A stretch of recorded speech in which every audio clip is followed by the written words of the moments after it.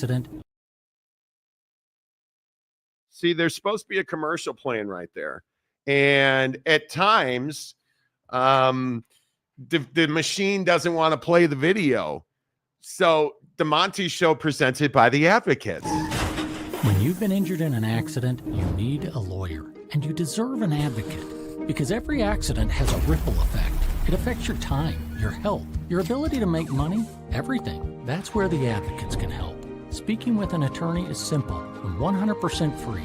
We're available 24/7 for your convenience, and we'll take on the claims process so you can rest easy. Because you're not just a client to us, you're a person, and you deserve the best help you can get. You deserve an advocate. This is The Monty Show, the truth in sports talk streaming. When you want unbiased opinions about your favorite team without the spin, all you have to do is find The Monty Show, streaming live and available 24 hours a day, 7 days a week on YouTube. And now, here's Monty. Hey, The Monty Show, live on your YouTube machine. Good Friday, my friends, December 6th. 2024, 2 weeks from right now, I will be sleeping in Laguna Beach, and you won't. I'll be getting ready to play Pelican Hill, and you won't. Yeah. Do you ever find yourself in a place in life where you're just ready for vacation? I am ready for vacation. I am ready for a party. Let's party today. That's a bad segue. Presented by the Advocates at theadvocates.com. The best injury attorneys in the business. You guys, it's Giving Friday. We've been talking about it all week. $50. That's what it takes to feed a family at Christmas time. And we need to feed 50 families. Do the math. 50 times 50 is $2,500. Over the next 2 Fridays, we need to raise $2,500 to feed hungry families. Rob Adams, you remember Rob was on the show from Thanksgiving Heroes. He's going to join us at 8 o'clock to talk about this because that's who we are supporting. Rob Adams is at it again. He is the guy, just works tirelessly in our communities. And if you imagine that this is Christmas and New Year's and people are celebrating and looking back and enjoying time with their families over beautiful turkeys. Maybe you're a ham guy. I don't judge you. I mean, you're a bad person if you like ham, but I'm not judging you. But maybe you like ham instead of turkey. How many of us take that for granted? I was thinking about Rob, and I was thinking about raising this money yesterday. I have a family email chain going on right now because we're going to a big family gathering for Christmas dinner, and our job is to bring macaroni and cheese.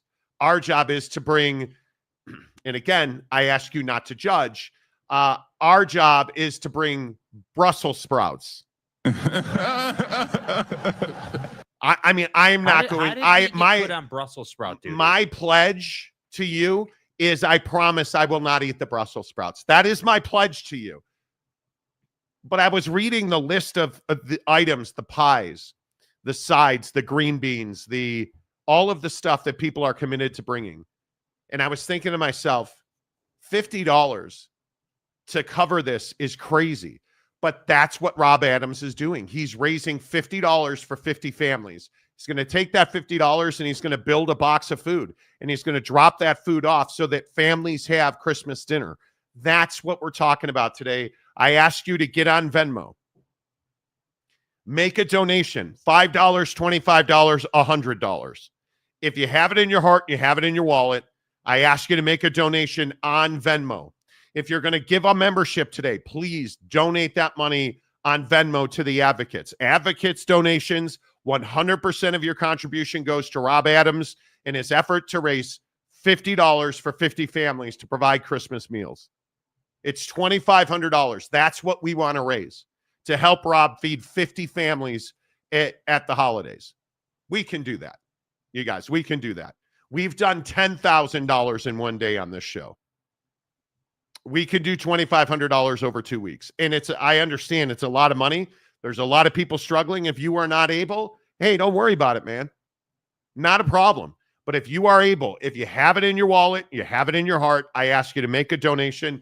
Of course, today we are going to give away. Now, we usually give away $100 Amazon gift card. But every time we do this, people are like, oh, bro, you should make it two $50 Amazon gift cards. What do you guys want us to do? One $100 Amazon gift card or two $50 gift cards? It feels apropos, fitting, if you will, right, to do $50 Amazon gift cards, because that's what we're asking for is, hey, we're trying to provide $50 for 50 families to feed them on the holidays. Yeah. So why don't we do two $50 Amazon gift cards? I like it. I think that feels just, if you will. Yes. And apparently we already have a donation. Yes, this is from Maury. Maury Alvarez, first one in. Every single Giving Friday, who's the first one in? Maury Alvarez, our great Floridian. Monty Show kids, Brett is going to ball out on the college football playoff committee. I like it. I like it a lot. All right, we're $15 in.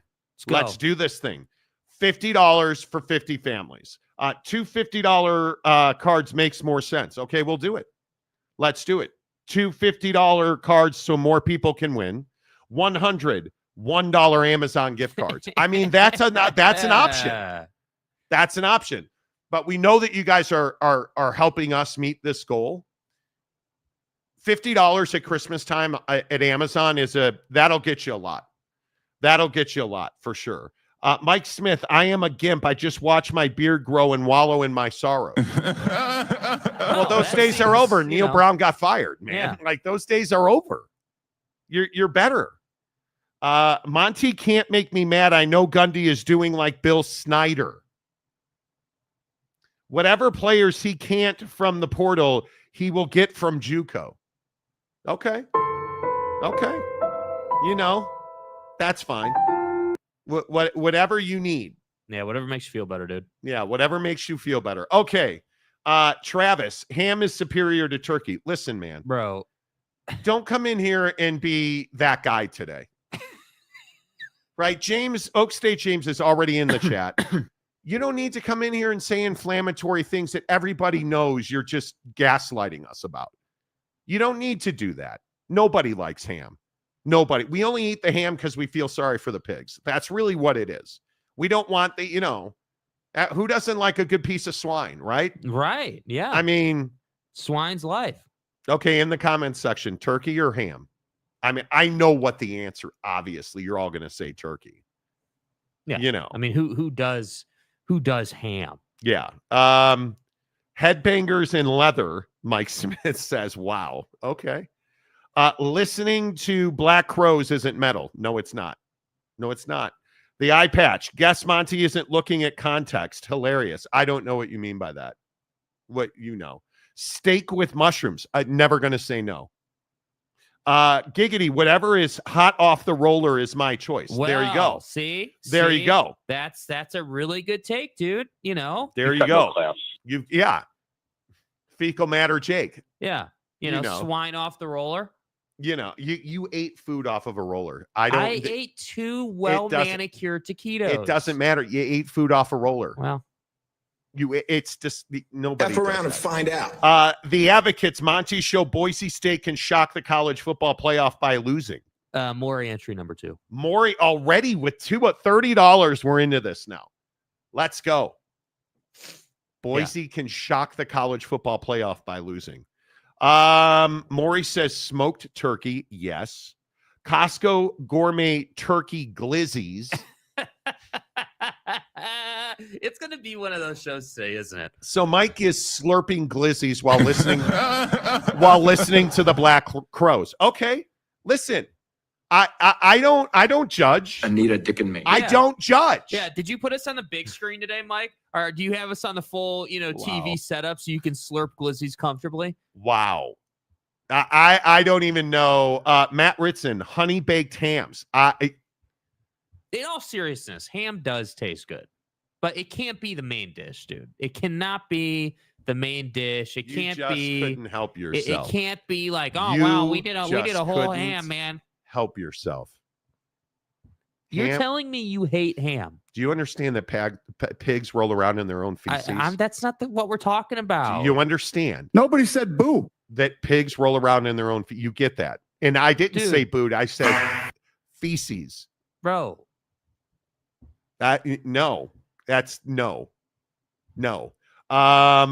Stadium Guy James, turkey is far better than ham. Okay. Just like Mike Gundy's far better than Bill Snyder. Yeah. No, he's not. That's a lie.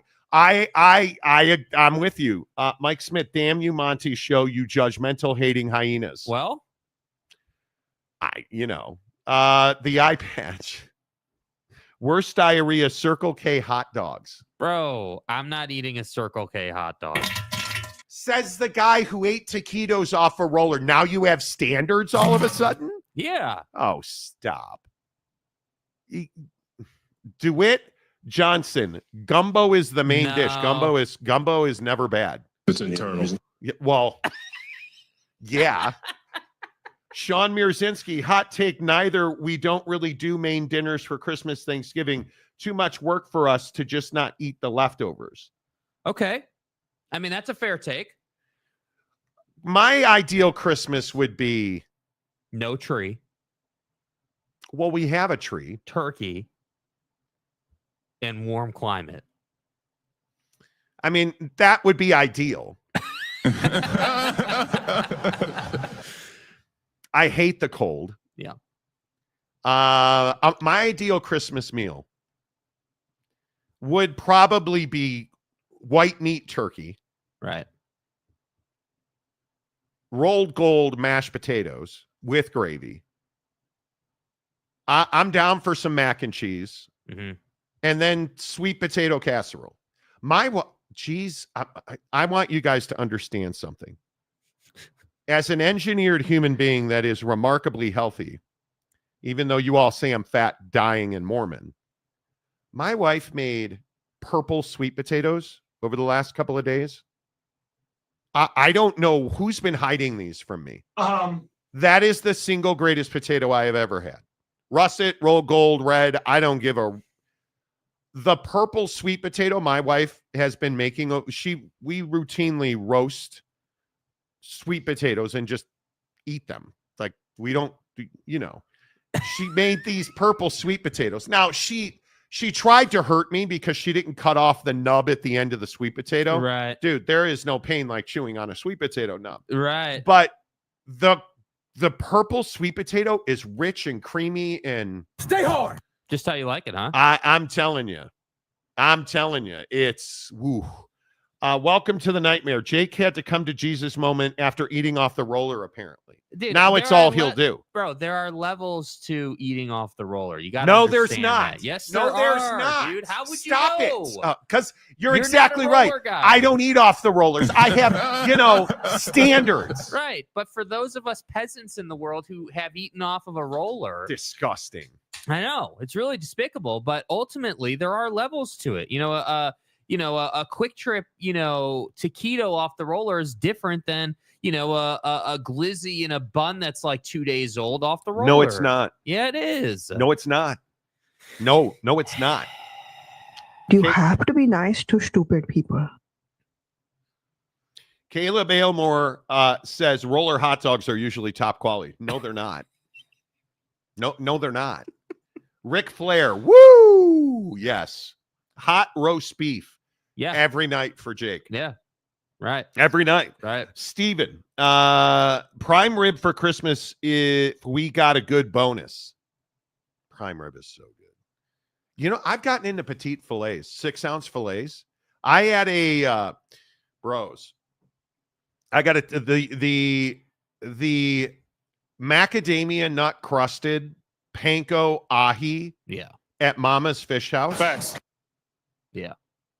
Yeah. Forget about it. Yep. It is so good. So good. But I also had 2 petite fillets. I went to Ruth's for Thanksgiving dinner. The petite fillet at Ruth's with that sweet potato casserole with the pecan crust on top of it.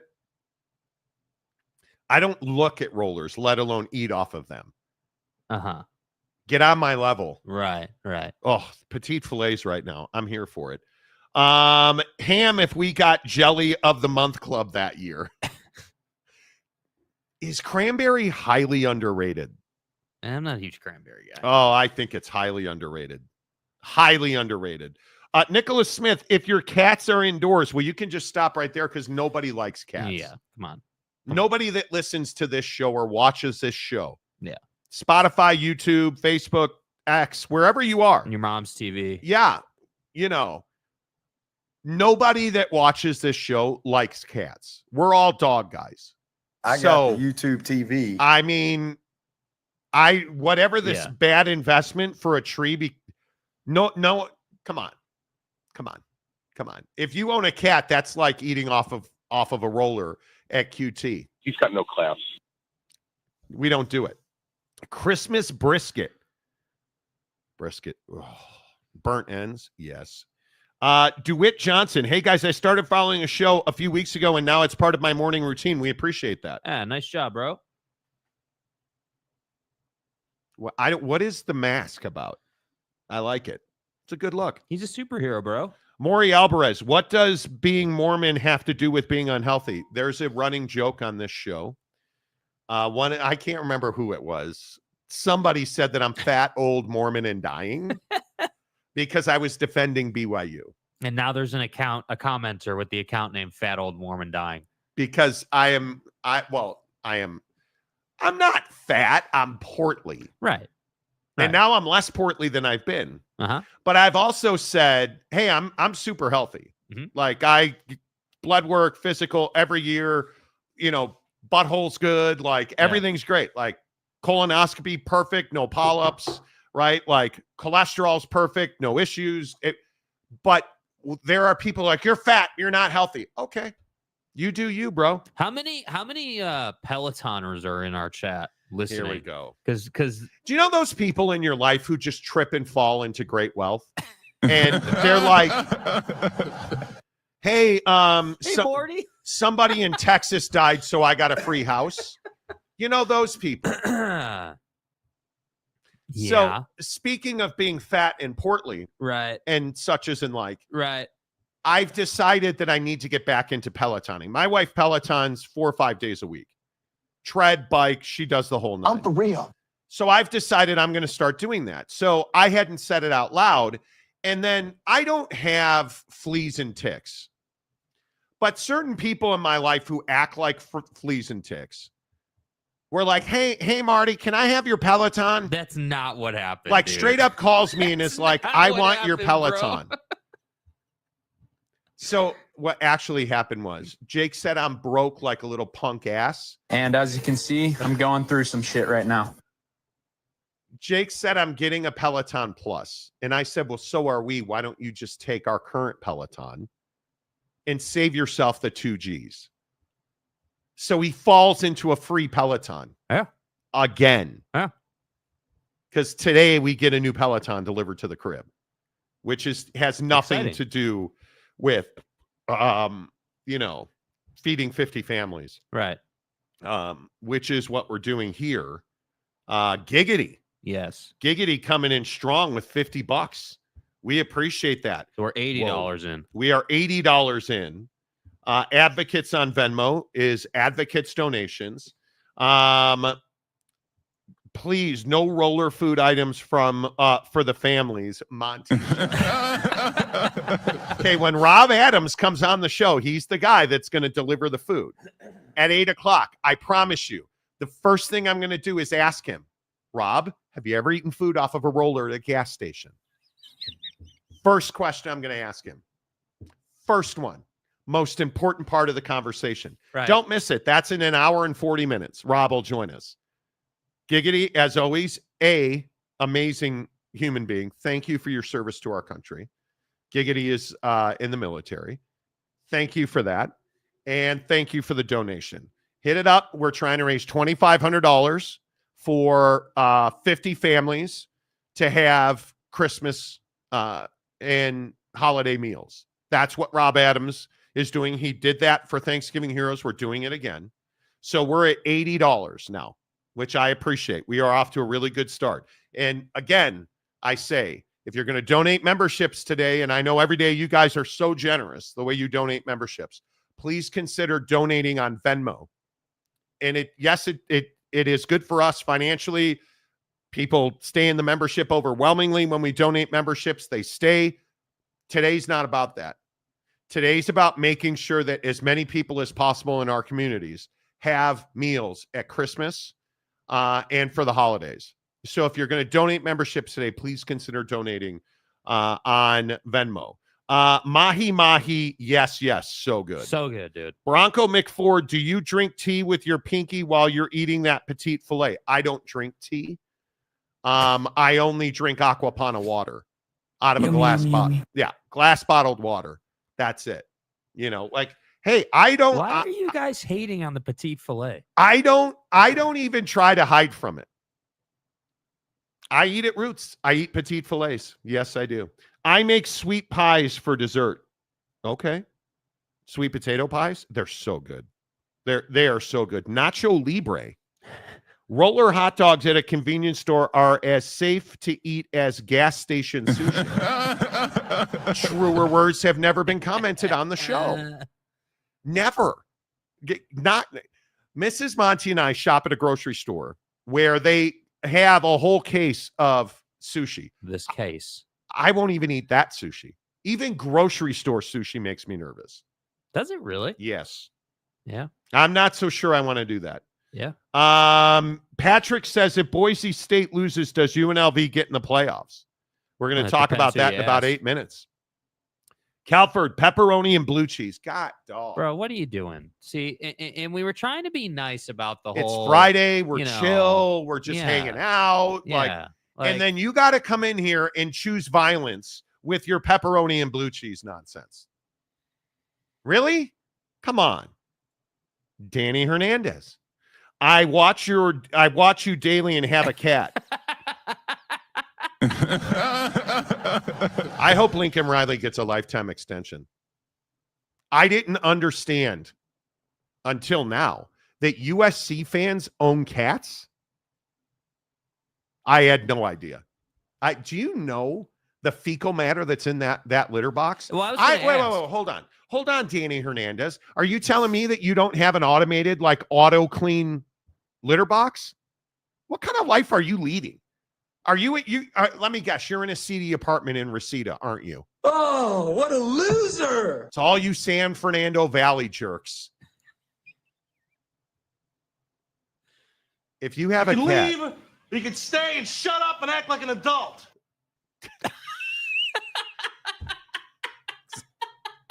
Exactly right. I don't know what happened to the show. It has not started yet. But, you know, This is the Monty Show. I mean, we can start the show now. Dude came in here and said he had a cat and watches the show. This is what he gets. Danny, have you checked? I mean, have they dropped yet? Oh, right. Oh, my. Men don't own cats.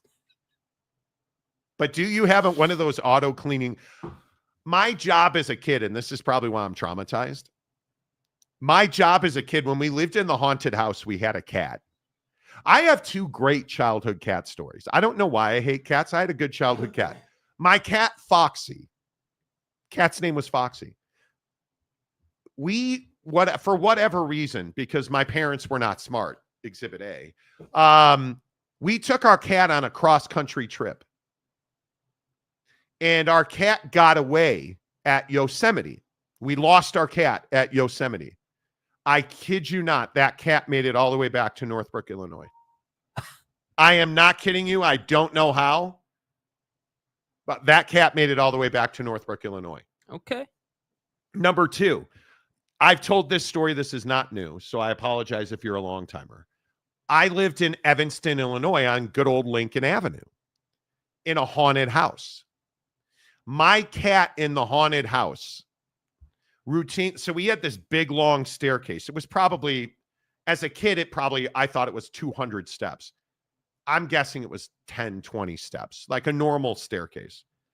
My cat routinely would not walk down those stairs, because when you walked down this particular staircase, there was a cold pocket. Like the middle of the summer, you would walk up in the middle of this staircase. It was freezing cold. My cat would not walk down those stairs. The cat would walk down like 2 stairs and propel itself all the way down to the bottom of the staircase. Okay. Seems And legit. the reason I hate cats is my job was always to go in the extra bathroom and change the litter box, and I hated it. I used to gag changing the litter box. It was the worst thing in the world. It was the worst thing in the world. Terrible. So are we going to talk about Mendenhall's screw job in New Mexico? He claimed that he has always cared about Albuquerque, and very clearly he has. And yet is leaving after 1 year. The fan base is crushed, as you should be. He's a phenomenal football coach and an even better human being. No, it's not. Stop. What is wrong with you guys? Dude, it doesn't today? have class. What do you mean? He's got no class. Some days you guys just show up here and you say stuff that I don't understand. I think that's all. We only have 4, right? Okay. Yeah. Did I put that in there already? I think you did, yeah. I did. Did I read this one already? No. I did. Wow. Calamony for Thanksgiving, $200. My good too. So we have $280 already. Let's go. Calamony, appreciate you, buddy. Thank you. That's amazing. Giving away 2 $50 Amazon gift cards. All you have to do is make a donation, and please don't. I have a feeling that you guys are going to do the whole Venmo comment section thing today. Listen, I'm fine with that. I've trained the advocates to understand people like Dev MC, their brains are polluted because they eat pepperoni, right? Like, again, on the show, what is pepperoni? Just a different, dirtier version of ham. It is what it is. Right? We don't eat that stuff on this show. Guys like Dev MC, it pollutes your brain, dude. It's Jackass. like holding in a fart. Where does it go? Right up to your brain. Right? So you can't do that. You got to let it ride, bro. Guys like Dev MC, I can't be responsible for what they say in the comments section. Dude, pepperoni does not have class. Advocates donations. We are trying to raise $2,500. Do some math here. $50 to feed a family for the holidays. $50 for 50 families is $2,500. That's what we are doing today. And we have this Friday and next Friday, 2 Giving Fridays. Yeah. We're already at $280 in 28 minutes. That's amazing, you guys. I really appreciate that. Let's rock and roll. Let's see. Pay Venmo sent on Twitter, bro. Dude, I'm not doing it today. I'm not. I'm not doing it. Week. Every single week. Wait. I'm not, I don't look at notifications on Twitter, and I'm not doing it this week. It's Venmo. Once you send a Venmo, take a screenshot. Once you take the screenshot, send that screenshot to Mr. Roller Fecal Matter, Jake, on Instagram. It's that simple. This is not hard. SLC Jake _. Not on X, not on Twitter, whatever the hell it's called. Thank you for the donation, but why is it every week you can't get this right? And I appreciate you do it. I appreciate you. And then we're going to wind up going to Venmo and seeing if you did it or not, because you say you're blocked on Insta Snapface, which you're not. I confirmed it last week. You're not blocked. Like, and I appreciate the $2 and then the $50. So you usually send $50. It is what our RJC loaner phone usually sends $50. It's always a headache. RJC man is a Pitt fan. He has trouble with technology. There you go. In opposition. I mean, how do you disagree with a Black Crows fan? Mike Smith is correct. Where did the Black Crows come? Is it easier to donate on YouTube? What happens is when you donate, when you give us a super chat on Venmo, we don't get that super chat for 6 weeks. We like the mechanism, the payment mechanism doesn't hit our account for 6 weeks. So the reason we do it on Venmo is that's how the advocates operate. And it goes directly to them instantly. They have access to that money. They can put it right into the community. yeah, we're not trying to be the middleman other than to help get donations. Exactly right. Steely, gas station sushi or pepperoni? Aha. Yeah. What's the last thing you ever ate? Like, what's like a bag of chips or like At a gas station? Yeah, what's like the last thing you ate at a gas Maverick. station? I had one of those sandwiches at Maverick. Yeah. Yeah. But Maverick even that is a local place that does they actually I don't think Maverick has rollers, do they? I think they only have like a hot case. I don't think they do. But Yeah. Calford says his cock. Okay. His cock. That's that you donated $200. You get the drop you won't get, man. Every week we have to hold Loner Phone's hand with donations every week. YouTube donations are an escrow. Yeah, essentially. Basically. So what happens is you make a donation on YouTube and we float it. We send that money immediately to the advocates. Yeah. And then 6 weeks later we get paid. So And, that's how it and works. again, I just have to say, Venmo's not hard to use. It's so easy. Peanut butter and jelly is so good. Yeah. How long's it been since you had a PB&J? Long time. I mean, it's Long been time. I haven't had peanut butter in my place in a long time. Yeah, I don't know. I can't think of the last time I had a peanut butter and jelly sandwich. Yeah. Like it's, oh man, you give me some Dave's Killer seeded bread. Yeah. Raspberry But the jam. bigger size of the Dave's Killer bread, not the little one. Nah, too many calories. Well, if I'm having a PB&J, I'm going to get my money's worth. Yeah, you're probably not worried about the calories. Yeah. That's, I'm getting that's my probably money's worth, bro. That's probably a good point. All right, should we actually like do a show? We should probably do a show. Let's get to work on Boise State. Boise State football. Is Boise State football getting the respect that they have earned? So I guess my question to you in the comment section today is, what level of respect has Boise State earned? We've gone over this time and time again for weeks and weeks at a time, but it's finally here. The Mountain West Championship game between Boise State and UNLV. It's on the Smurf turf. It's in Boise, 6 o'clock on Fox, 38 degrees and clear. If Boise State loses the Mountain West Championship, do they belong in the college football playoff? Here's what I'm struggling to reconcile. If Boise State loses the Mountain West Championship game, they're out of the college football playoff. I think there's not math or a formula that keeps Boise State in the college football playoff if they lose this game. Okay, so if that is a given, how on earth are they getting a first-round bye if they win the Mountain West Championship? Nobody's talking about that. And I can't seem to get an answer to it because I don't believe that whether they win or not, that they've earned a first-round bye. And as we're going to talk about in a few minutes here, I'm not convinced they're winning this game. Look at that number. It's a 4-point number on a 57.5-point over. I am not convinced they're going to win this game.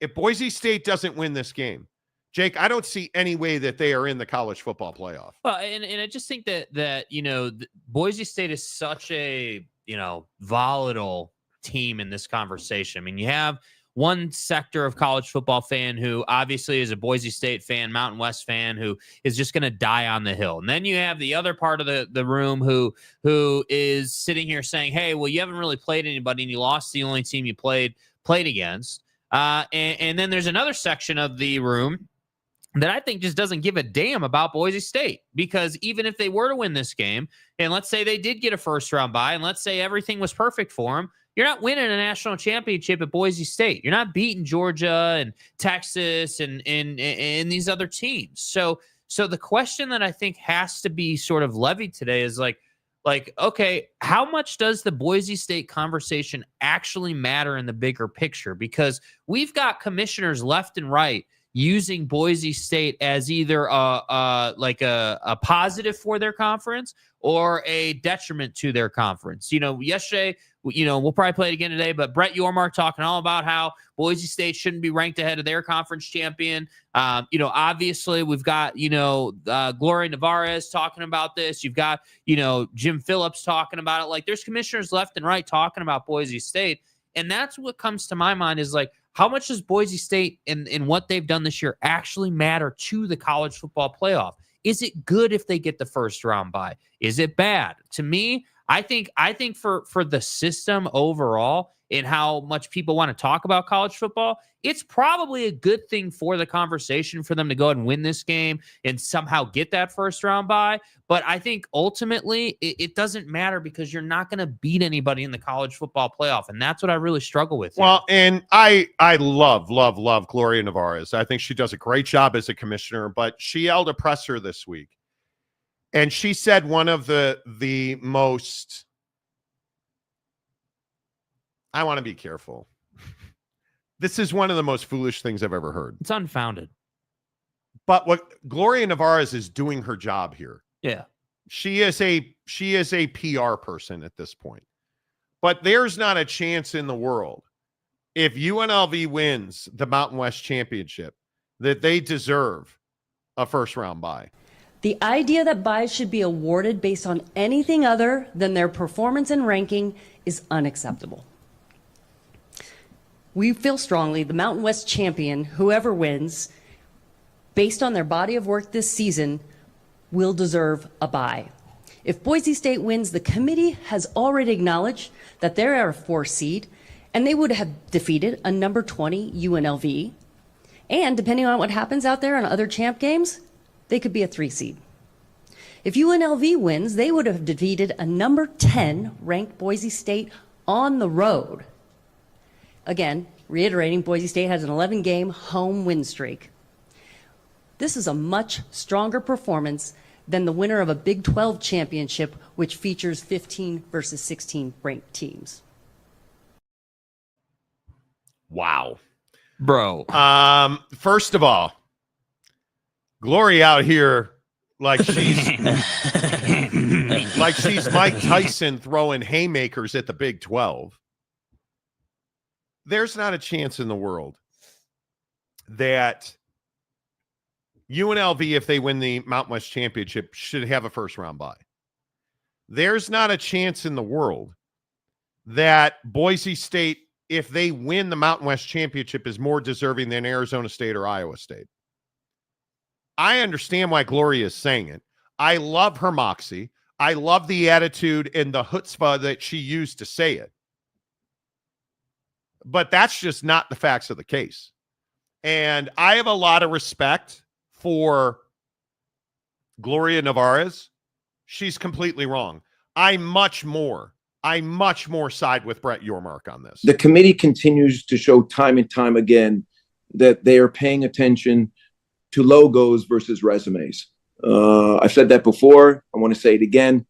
And I say logos because they're concentrating on team logos and conference logos.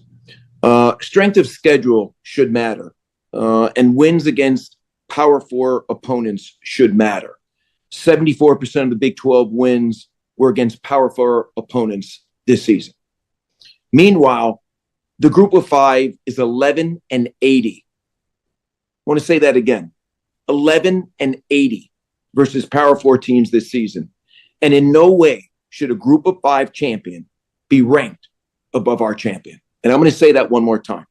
In no way should a group of 5 champion be ranked above our champion. Say it again, Brett. For the people in the back. I mean, I think it is. I think that's exactly right. And I know we're a Big 12 show and we're an SEC show. Resume and strength of schedule, that has to matter at some point. And it's this question about, is Boise State being disrespected? No, they're not. Yeah, that's what I struggle with. Everyone wants to say, oh, well, man, Boise State's a one-loss team. Haven't they earned respect? Well, yeah, on some level, I guess, because you're a one-loss team, potentially a two-loss team after tonight, if you lose this game. But what I struggle with is the makeup of those wins. And look, the first, defense that Boise State fan wants to go to is, oh, well, you don't like Ashton Jeanty, and this is a G5 problem. You're damn right it's a G5 problem. Jeanty's a perfectly fine running back. The guy's super capable, really good player, probably the best running back in the country right now. Certainly playing the best football of any running back in the country right now, obviously. But the problem I have is we have no way No way, both from a numbers perspective or an eye test perspective, to say, yeah, against Arizona State, he would have 200 yards on the ground like he does against all the other crappy Mountain West teams. Against any other Big Ten team you want to look at or SEC team, like he'd be able to put up, $130, $150. Like we don't have a way to legitimately say that. So the problem is that you lost the only opportunity you had to say, hey, I can do this and my team will win. I think it is remarkable. And I guess this is just me. I think it is remarkable that we're looking at these conference championship lines. SMU and Clemson. Okay, I can get down with a 2-point line. And if SMU wins, they're in. I believe that they belong in. And I believe that in the ACC, they deserve a first-round bye. Should Boise be in? Yes, if they win the Mountain West. Do they deserve a bye over SMU? Well, they deserve a bye over SMU hell of a lot more than they deserve a bye over Arizona State or Iowa State. Yeah. And that's the hard part with what Gloria said is that, yes. And again, I don't mean this to trash Gloria or disrespect her, but I'm about to trash Gloria and disrespect her. You seem a little bit out of touch with the realities of the college football playoff. Meaning, like, I think that's a perfect example of this. Like, you wanted to take a shot at the Big 12 because Brett Yormark took a shot at you and did. What? And did. Yeah. Gloria didn't want to. And did. She did. Yeah. And instead, what you should have done is you should have said, hey, a group of 5 team in SMU that got into the ACC for free, essentially, is about to go play for a conference championship. If they can beat P4 teams, so can we. I mean, hell, we're probably just as good as SMU is. If you look at our numbers and who we've played and like, that's the argument you should How be much making. of this is red assery and bitterness because of where the Big 12 wound up in expansion? I mean, I think that's part of it. I also think that the Pac-12 situation probably plays into it a little bit. But Gloria. That's my point. Like, you look at the Pac-12 teams in the Big 12. You look at then what the remaining teams in the Pac-12 did to the Mountain West here.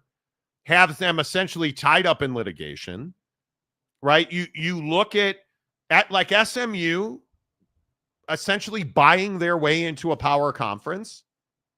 I think this last round of expansion caused a lot of bitterness, and I think you are hearing commissioners vent on that. I have no problem with the PR tour that these commissioners are on. I talked about this yesterday. They should be doing. No doubt. Exactly right. I think they should be politicking for their constituents. Yeah. There's no doubt about that. I don't have a problem with Gloria saying that. Yeah. I have a problem with people believing she's correct because it's simply not based in analytics or fact. Well, and again, this is the other advantage that the SEC and the Big Ten have in the bigger picture. They don't have to talk because their teams are doing the talking for them. They don't have to wonder about first round buys and, seeding and, presence in the playoff. And I think that, the biggest issue I have with Boise State and this game tonight and this whole situation is you just don't have a way in the conversation to prove your value. Do I think that Ginty is one of the best players? Yes, I do. But I just think that Boise State, there's no getting away from the fact that this is a one-sided offense that plays unbalanced football, and their defense is not the greatest thing we've ever seen. Well, and the real tragedy, not to be hyperbolic, but the real tragedy here is I think this whole conversation discounts Ashton Ginty. It's not a fluke that he's putting the numbers up he's putting up. It's not like he ran for 50 yards against Oregon. He has consistently dominated. But to your point, they don't throw the ball well, and they don't defend the pass well. And one of the reasons that I truly think UNLV is going to have a chance to win this game, it's going to be a very close game, is because UNLV is excellent against the run, and he struggled to be explosive. And he had a much better second half than first half against UNLV the first time around. I think UNLV wins this game because they pass the ball far better than Boise does. And I just think that the thing that flies under the radar for the average football fan when they look at Ginty is, how a team is successful or unsuccessful when they run the ball as much as Boise State does. And this is my main point about Mountain West competition. My argument isn't that Mountain West competition just sucks and is terrible. Is it not as good as P4 competition? Well, of course not. Of course not. I don't even think that that's a fair comparison.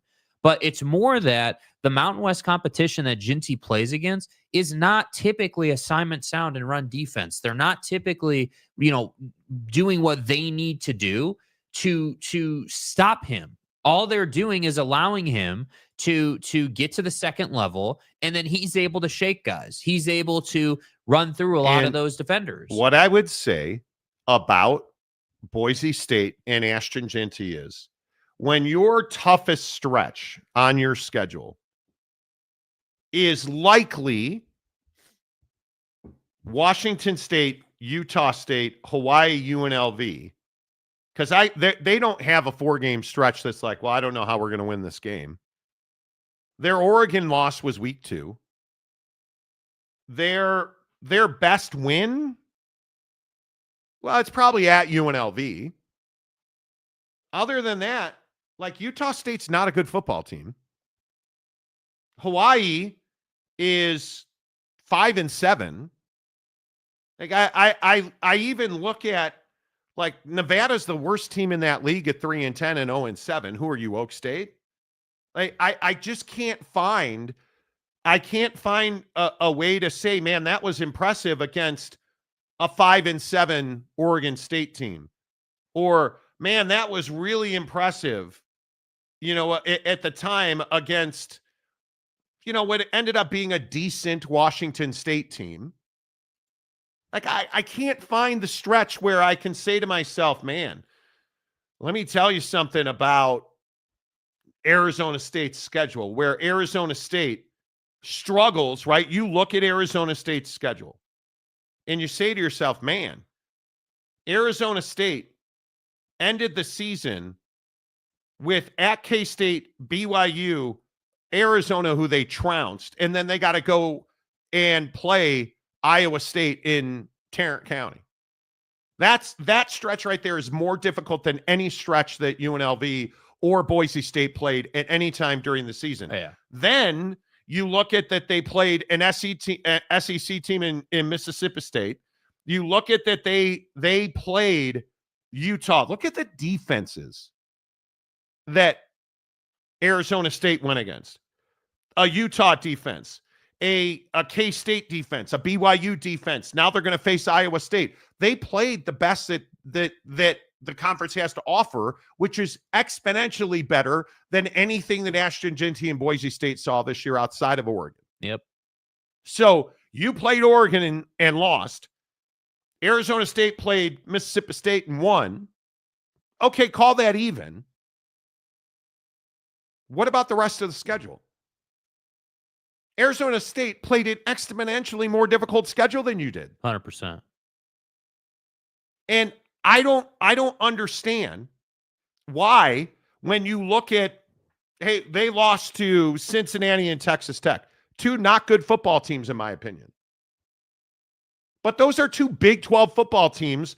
And if we really look at their wins, like winning in Manhattan, Kansas is not easy. That's a good win. And they did it comfortably. Beating BYU in what was a pretty good game, that's a number 14 BYU team you beat right there. You can't match that up to Boise State's schedule and say Boise State played anything like that or had any kind of stretch on that schedule that would have tested them. Right. Maybe that's why they're going to the new Pac-12. I don't know. But that doesn't matter today. I think Boise State is getting the respect that they have earned, which is not much, in my opinion. Yeah, I couldn't agree more. And I think to say that UNLV should get a first round bye if they were to win this game is just outrageous. Nobody believes that. Yeah, it's outrageous. Sorry, Gloria. And again, I have mad respect for Gloria Navarro. She's a great commissioner. Yeah. She's saying what she has to say. Yeah. Nobody agrees with that. Nobody. There is nothing on that schedule that says UNLV has earned that. Yeah. All right, before we get to the full preview, I want to get back to our donations today because it is Giving Friday on the Monty Show. We ask you on Giving Fridays, send your donations to the Advocates on Venmo. Here's what the Advocates are doing. They're partnered with the same organization, Thanksgiving Heroes, Rob Adams, to raise $2,500 is what we're trying to raise for them as they try to feed families at the holidays. I think it speaks to the level of struggle in our communities. $50 for 50 families so they have meals at the holidays. Hit us on Venmo, Advocates donations, screenshot that, send it to Jake. On Instagram, SLC Jake, on Instagram. We're going to give away two $50 Amazon gift cards coming up at right about 8:15. So, I don't know, 2 hours or so, an hour and a half from right now. And all you have to do is donate. $5, $100. The comment section's probably going to win or lose. And now you're going to have tough time wrestling one of these away from Maury Alvarez, who says, Monty Show, this food is coming off the roller. Is this Maury's? Yes. But Maury also combined that with a QT roller as a picture. And I got to tell you, that's pretty fire. Now, Jake over here salivating because you can see there are taquitos. And Jake is a roller food eating fool, as he is admitted. I've pontificated and stuff. In like, yeah, I have never eaten off of a roller, and I never will.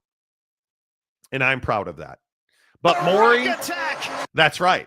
Maury combining his $20 donation with his $15 donation and his other $15 donation, he's now given $50 today. Yeah. And he combined it all with roller food. I don't know how you beat that. Yeah. So Maury's in the lead right now for a gift card. Here it is right here. Send your Venmo donations to Jake on Instagram. Donate on Venmo, Advocates donations. Then send a screenshot of that to Jake, SLC Jake. Every penny of that money goes to feed 50 families for the holidays. It's a box of food hand-delivered by Rob Adams and his crew to doorsteps in our community, feeding 50 families. That's a big step, man. He fed all those families at Thanksgiving, and now they're doing it again for Christmas and New Year's, you guys. It's a worthy cause. And if you don't have it, hey, thanks for watching the show. I'm not judging anybody who can't donate. I think we have talked about this for years on the show when we have gone out and done Sub for Santa, where people that watch the show have asked us to help them. We've delivered toys. We've delivered gift cards. This is working in the heart of our communities. It's a great cause. It's $50 for 50 families. Whether you have $5, whether you have $200, we ask you to make a donation on Venmo. Advocates donations. And we'll give away two $50 Amazon gift cards. Now let's get to your comments. San Diego State Glenn, I'm not going to sing for you. I only sing for Mountain Mama. That's it. Okay. That's it. Gloria, Gloria. Welcome to the nightmare. Jake is a roller food connoisseur. He is. And we all have to own our strengths and weaknesses. We do. Dan Davis, Boise has a winning record against Oregon and Georgia. Okay, cool. Why does that matter, though? How does that impact this year? So many people want to live in the past and the Statue of Liberty and our blue turf, and none of that matters. Ward Manuel, for everything that he's not, Ward Manuel has said multiple times, it's about what you've done this year, your resume this year. And again, I just ask, if Boise State loses, are they in the college football playoff? I don't know, man. They're not. I don't think you are. They're out. Every formula says they're out. So I say, if you lose and you're out, then how on earth have you earned a bye? Yeah, with a win. That doesn't add up. Mike Chase, good morning to you. Mike Smith, Mountain Mama. Let that freak flag fly, Jake. You want late night meth food? You do you. I'm not judging. I Okay, mean, well, I am judging you. Yeah. I'm not saying not to do it. Okay, is a hell of a drug. I'll eat my oats in the morning, and I'll have my purple sweet potatoes in the evening. And I know we've talked about this on the show before. Eating less after 3 o'clock, sleeping like a baby. Although every day in Hawaii last week, I had at least 8 hours of sleep. There was one night where I got 9 hours and 2 minutes. I bet you felt good, huh? 9 hours and 2 minutes of sleep. Yeah, I bet you felt good, huh? Last night, 5 hours and 7 minutes.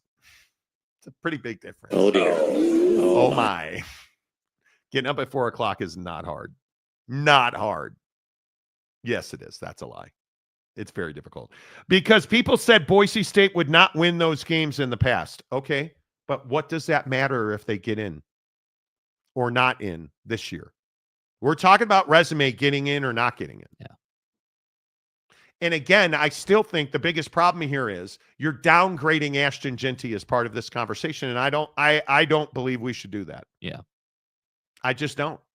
Welcome to the nightmare. Boise is no way should have a bye week over a P4. Strength of schedule is really important. Yeah. Nobody agrees with that, apparently. Yeah, apparently not. And I just think that again, it's so clear. It's so funny how college football works. Like the people defending Boise State don't have a real great way to get over in the conversation. You'll always notice them referencing the past or referencing, something. You don't negative. have a hammer. Yeah, you don't have that thing that really, sets you apart. Yeah, so. Totally agree. Yeah. 100%. Let's get a couple more comments in here. West Virginia's vaunted defense would hold Boise to 0 points and Jeanty to 0 yards. I believe that's true. Yeah, man. Wow. I'd have to go and look at the matchup man for man, Mike, but Having fun is the name of the game. I believe every carry would be negative 5 yards against West Virginia. Right. West Virginia. Jay Chapman. They should sign or they should give Notre Dame the bye and pit Boise versus Arizona State in the first round, please. Agreed. I'm here for it. Because the only no, I'm not, Jay, you're not pulling me into a Notre Dame conversation today. I'm not doing it. I'm not doing it. It's just not going to happen. Kansas would beat Boise State. I think that'd be a really close game. Stadium guy James says money sent. Okay. Let's see. Advocates donations. First day on the equipment. Here's our latest. Monty Show, just so you know, I started filling out my application yesterday for my demon at Bright Divinity School at TCU. This has to be James. Uh-huh. I don't know what a demon is. In God's name, image, and likeness. Bad part is I have to write a 4-page paper to demonstrate that I can write at a doctoral level. So this is why you've been doing all the pedo priest research. This is why you've been doing all the pedo researching. This is why. James, thank you for the donation. I appreciate that. Congratulations. I wish you the best of luck. Yeah, good luck on the paper. On your efforts to get into the Bright Divinity School at Texas Christian University. Will Gundy still have a job by the time you're done writing that paper? Why? Don't. Please. Please. If you're an Oak State fan and you watch Bronco Mendenhall go to Utah State yesterday. Yeah. Do they tighten up to your groin a little bit more at that point? When Utah State, who's mired in an ugly scandal around sexual assault, is able to pry Bronco Mendenhall out of New Mexico, Utah State hires who I think is one of the very, very elite human beings on this planet. What Bronco Mendenhall, his wife, and his family are about is the stuff of legends. Mm-hmm. Bronco Mendenhall is as good gets. He's a good man. Did I mention he also wins a lot of football games? The idea, the ultimate irony. Any BYU fan, you will probably hate me for this. I'd like to congratulate Bronco Mendenhall on finally getting into the Pac-12. Congratulations, Bronco.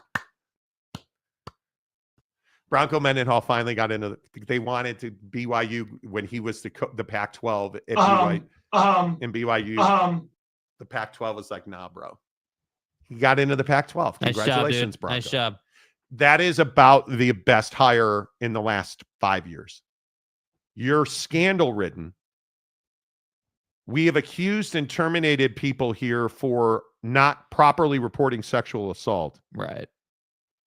Who are we going to hire to be our coach? How about Bronco Mendenhall? He's not coming here. Au contraire. Did I mention that Utah hired Jason Beck to be their offensive coordinator? You want to talk about a monster hire? Does anybody know who Jason Beck is?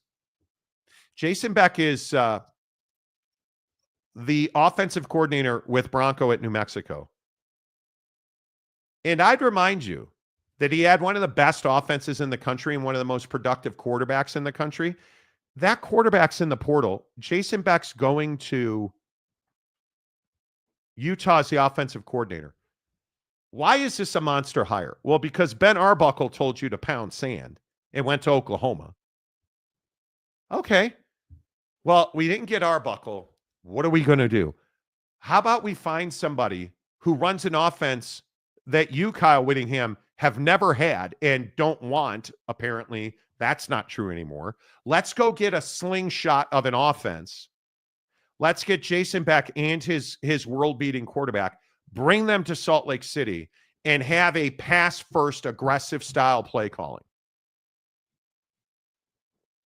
So you lost on Arbuckle, and you ended up with a better fit, a guy who coached at BYU, knows the high school system and the pipeline in Utah, which is massively important, has shown you he can recruit, has shown you he can develop quarterbacks, and has shown you that he runs a prolific offense.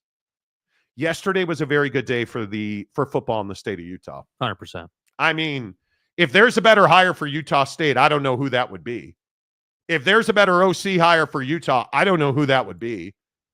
My God. Football in the state of Utah, good night. And then I point back to Oak State and I say, who's your Jason Beck, friends? Who's your Huckleberry? Who's going to be your offensive and your defensive coordinator? Because the guys you want are getting taken quick. And I know you want somebody related to the program, and we get it. What you should want is the best offensive coordinator available, and damn, I think you got that. Yeah. I told you about today. Gundy takes a pay cut to bring in a new OC in DC. P.S. Demon stands for Doctor of Ministry. A demon. So does this mean I can't call you the minister of pimp daddiness anymore? I've never called you that until now. If Mike Gundy takes a pay cut, he's on the clock, because any coach that takes a pay cut, you're a lame duck coach. Yeah. You're a lame duck coach. Let's see what happens, because there is that Board of Regents meeting today in Stillwater. And if you, as the Board of Regents, give your football coach a pay cut, it should be to fire him. Yeah. That's not something where you're like, oh, I took a pay cut. Tip of the cap there, Gundy.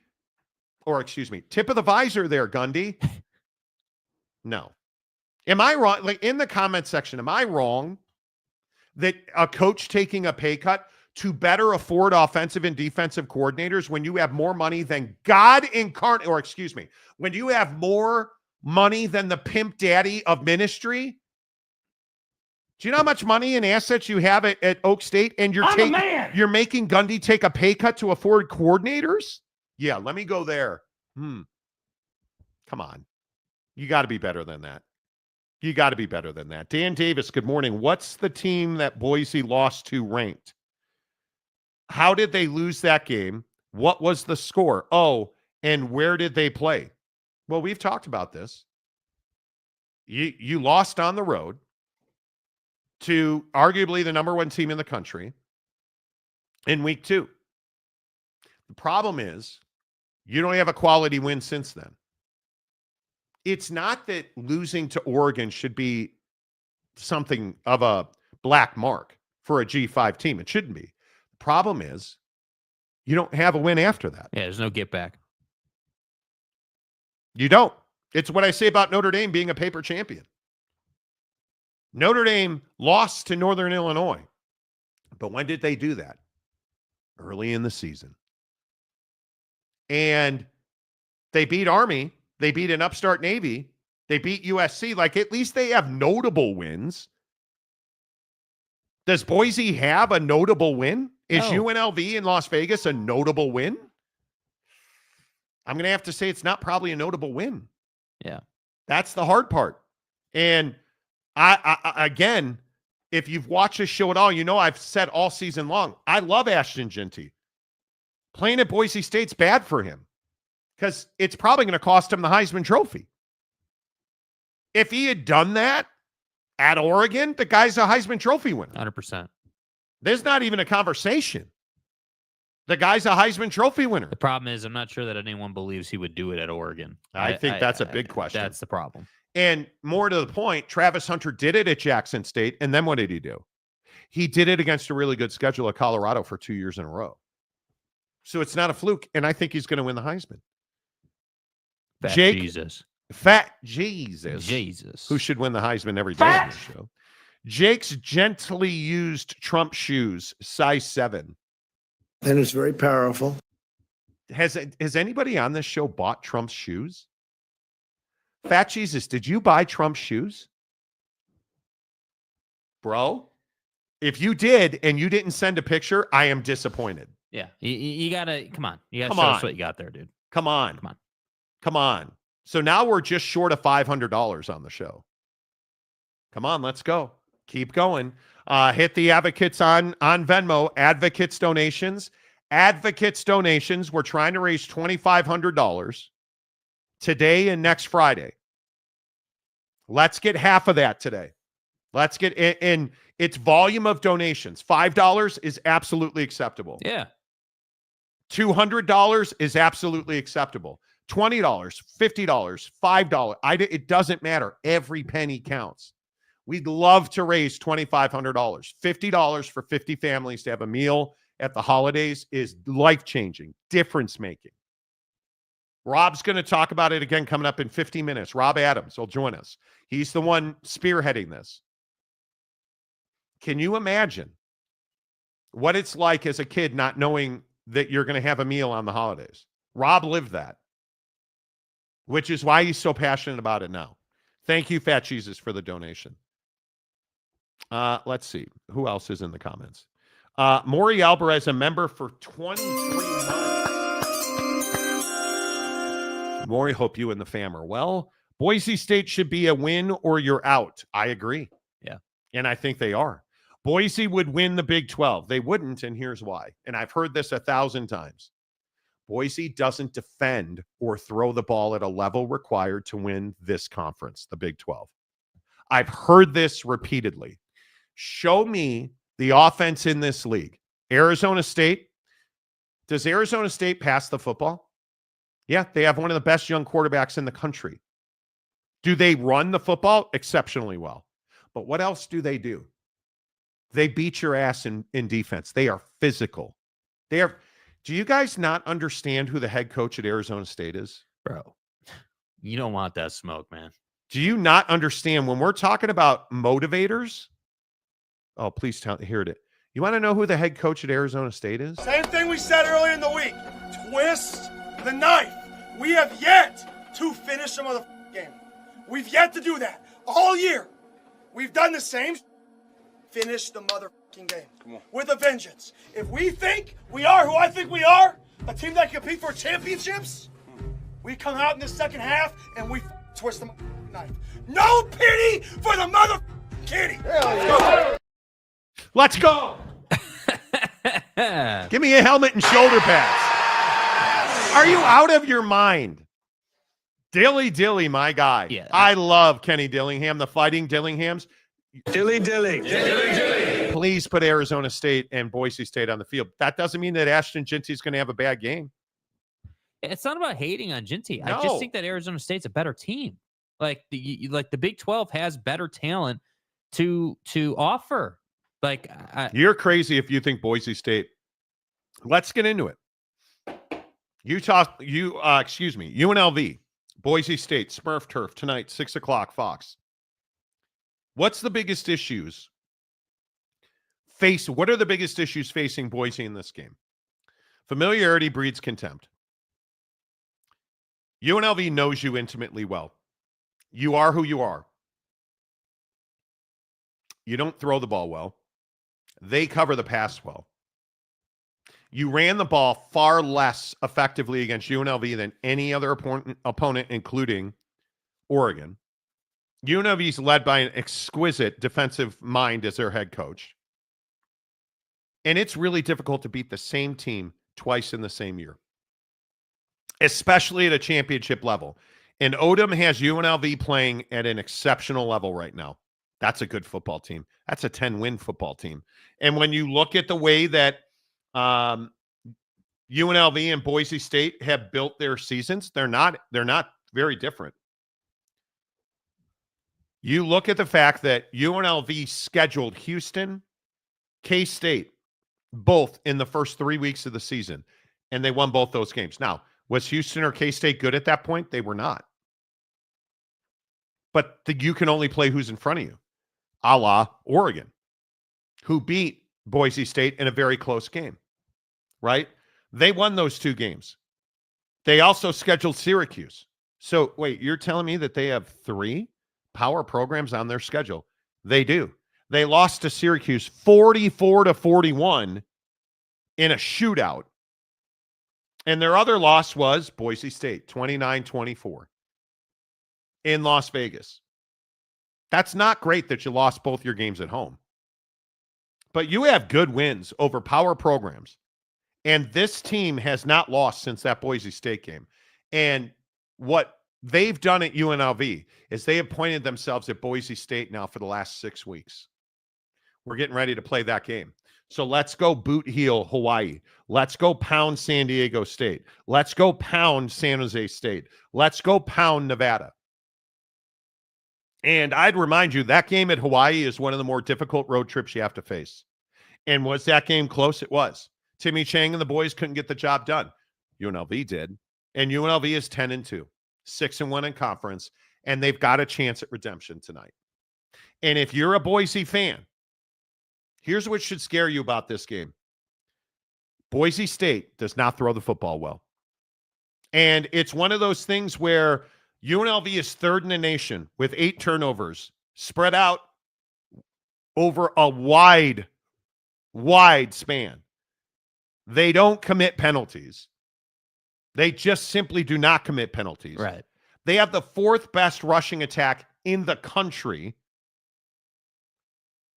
And they're not going to beat themselves. So let me get this right. You don't pass the ball well, UNLV does. You run the ball really well, and UNLV does. This is going to be an exceptionally close game. It's -4 for a reason. If you're betting this game tonight, you're taking UNLV in the points. Mm-hmm. You're taking UNLV in the points for certain. I love UNLV in this matchup because I just think stylistically, where we are at this point of the season, Boise State's going to have to throw themselves to win, and I don't think you can do it against that defense. Yeah, well, and I just think that, the other side of it too is like these games typically just come down to in-game execution. Like I'm a big believer in championship games. It's a little bit different just with regular season. Like you can look at trends and you can look at, like, hey, who's playing better football here or there? It's like Kansas, right? Like beginning of the year, Kansas wasn't playing well, but then they really picked it up on the back half of the schedule, and you can kind of take that into account and everything. With this game, I think this is going to be obviously a super close game, but the thing that I feel like is really tough to measure in this game is the fact that it's a home game for Boise State, and there's all this pressure on them. I'm a big believer and buyer in the idea of what people have been talking about with, hey, UNLV is going to be loose. UNLV has nothing to lose here. UNLV is a team that kind of to what you were saying, like, hey, you lost to Boise State the first time. You know what you're going to be looking for in this game. You understand you're on the road. You're the underdog. Like you're just playing loose. You don't. Yep. You're not out here trying to. You're not out here losing your life in the college football playoff if you lose this game. Now, if you win, great. You may get rewarded with that. But the point just is that Boise State's got this mountain of pressure on them, and UNLV does not. And to me, I think there's a real good chance that maybe there's an early in the game turnover out of Boise State. Maybe a fumble here, fumble there, whatever. And I'm not even saying that's Jinty. Maybe it's a screen pass, your guy fumbles it. I just think that there's a higher chance in this particular game, in this particular environment, with the pressures that are on Boise State, for them to make mistakes early in this one that would change the course of the game. And that's what I'm nervous about for Boise State. Now, ultimately, is Jinty going to have a huge game? Probably. I mean, they held him to 3.9 yards a carry last time. I highly doubt you're going to do that again. I'd be a little bit surprised by that, to be honest with you. Really? Yeah, I would be surprised. I think that Boise State knows that they got it. Boise State knows as a team, as an offense, you have to have a 200-yard game out of Jinty to secure your fate. You're not getting 200 yards on this defense at UNLV. Well, I'm not saying you're wrong about that, but what I'm saying is that that's what they're going to try to do. In these environments, what do teams do? They go out and they try to play to the best of their ability in their strengths on at offense home and defense. On the turf in Boise. Yeah. Clear. Yeah. 38 degrees. Yeah. Here's my point. Haj Malik Williams is a ball control guy. Uh-huh. Dual threat. Good, not great thrower. Only completes 64% of his passes. He's a dominant force on the ground. I don't think they'll have possession enough for Jinty to run for 200 yards. And I think this UNLV defense has seen him now. And you're not changing your stripes at this point, Tiger. This is who Boise State is. Well, and if you're UNLV, are you not just playing single high safety most of this game? Are you not forcing them to pass, daring them to pass almost? Oh, I think you're daring them to pass. There's no doubt about that. My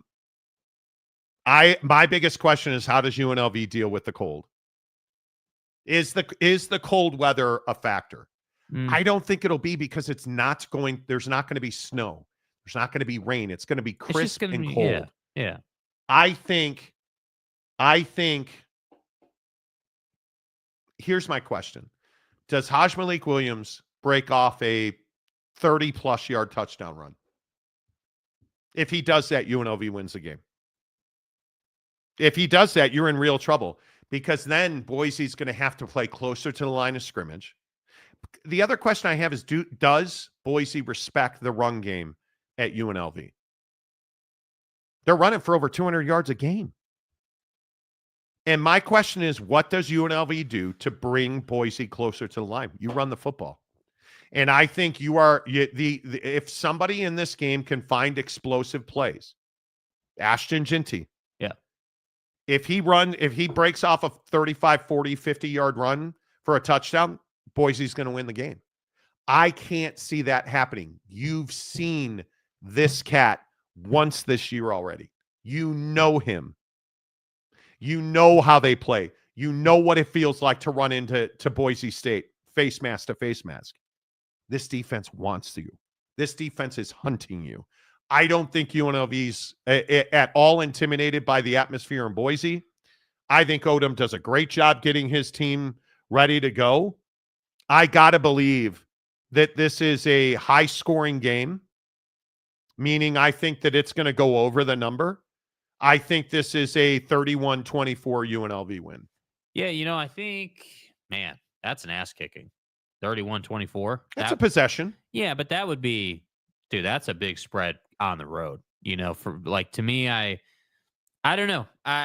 It's hard for me. I'm picking UNLV to win this game, but I don't have a real great feel or confidence level in how much they're going to win by. I mean, it's a coin flip who wins this game. Yeah, I mean, I could easily see a field goal kind of game. I could see a 10-point win for UNLV. Honest to God, I think there's a decent chance you will see mistakes out of Boise State early in this game because of the pressure of the moment. That hey, we have to win this game if we want to secure our spot in the college football playoff. And to do that, we're not going to change our stripes as an offense. We're not all of a sudden going to be throwing the rock all over the field and bombing it down the field. We're going to be running the football, and it's just going to be a matter of, can the offensive line win their matchup? Because if Jinty gets to the second level consistently, you're going to be in trouble.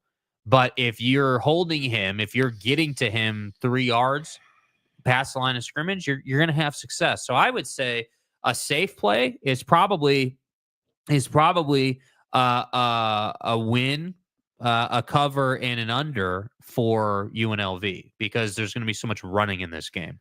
I think it's going to be tough. Madsen has to win this game for Boise. And here's the stat that scares you.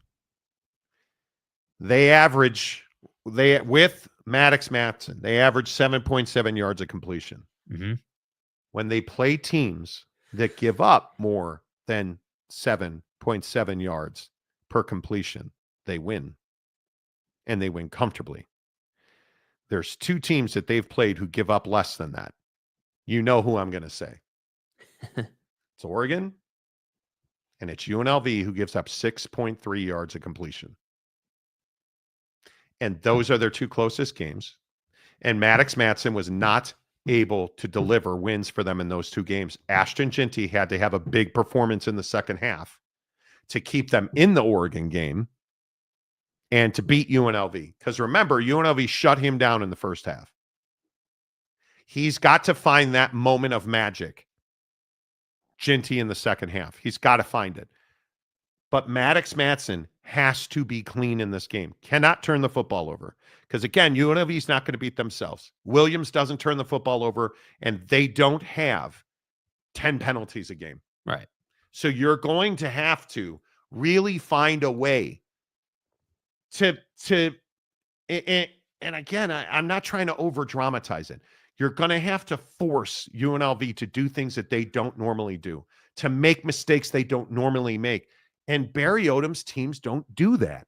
They never have. They're well prepared. Yeah. They're well coached. They're fundamental at the line of scrimmage. Oh, they're mentally in the right place. I mean, that's the thing that stands out to me with Barry and his teams is you look at all the things he said this week.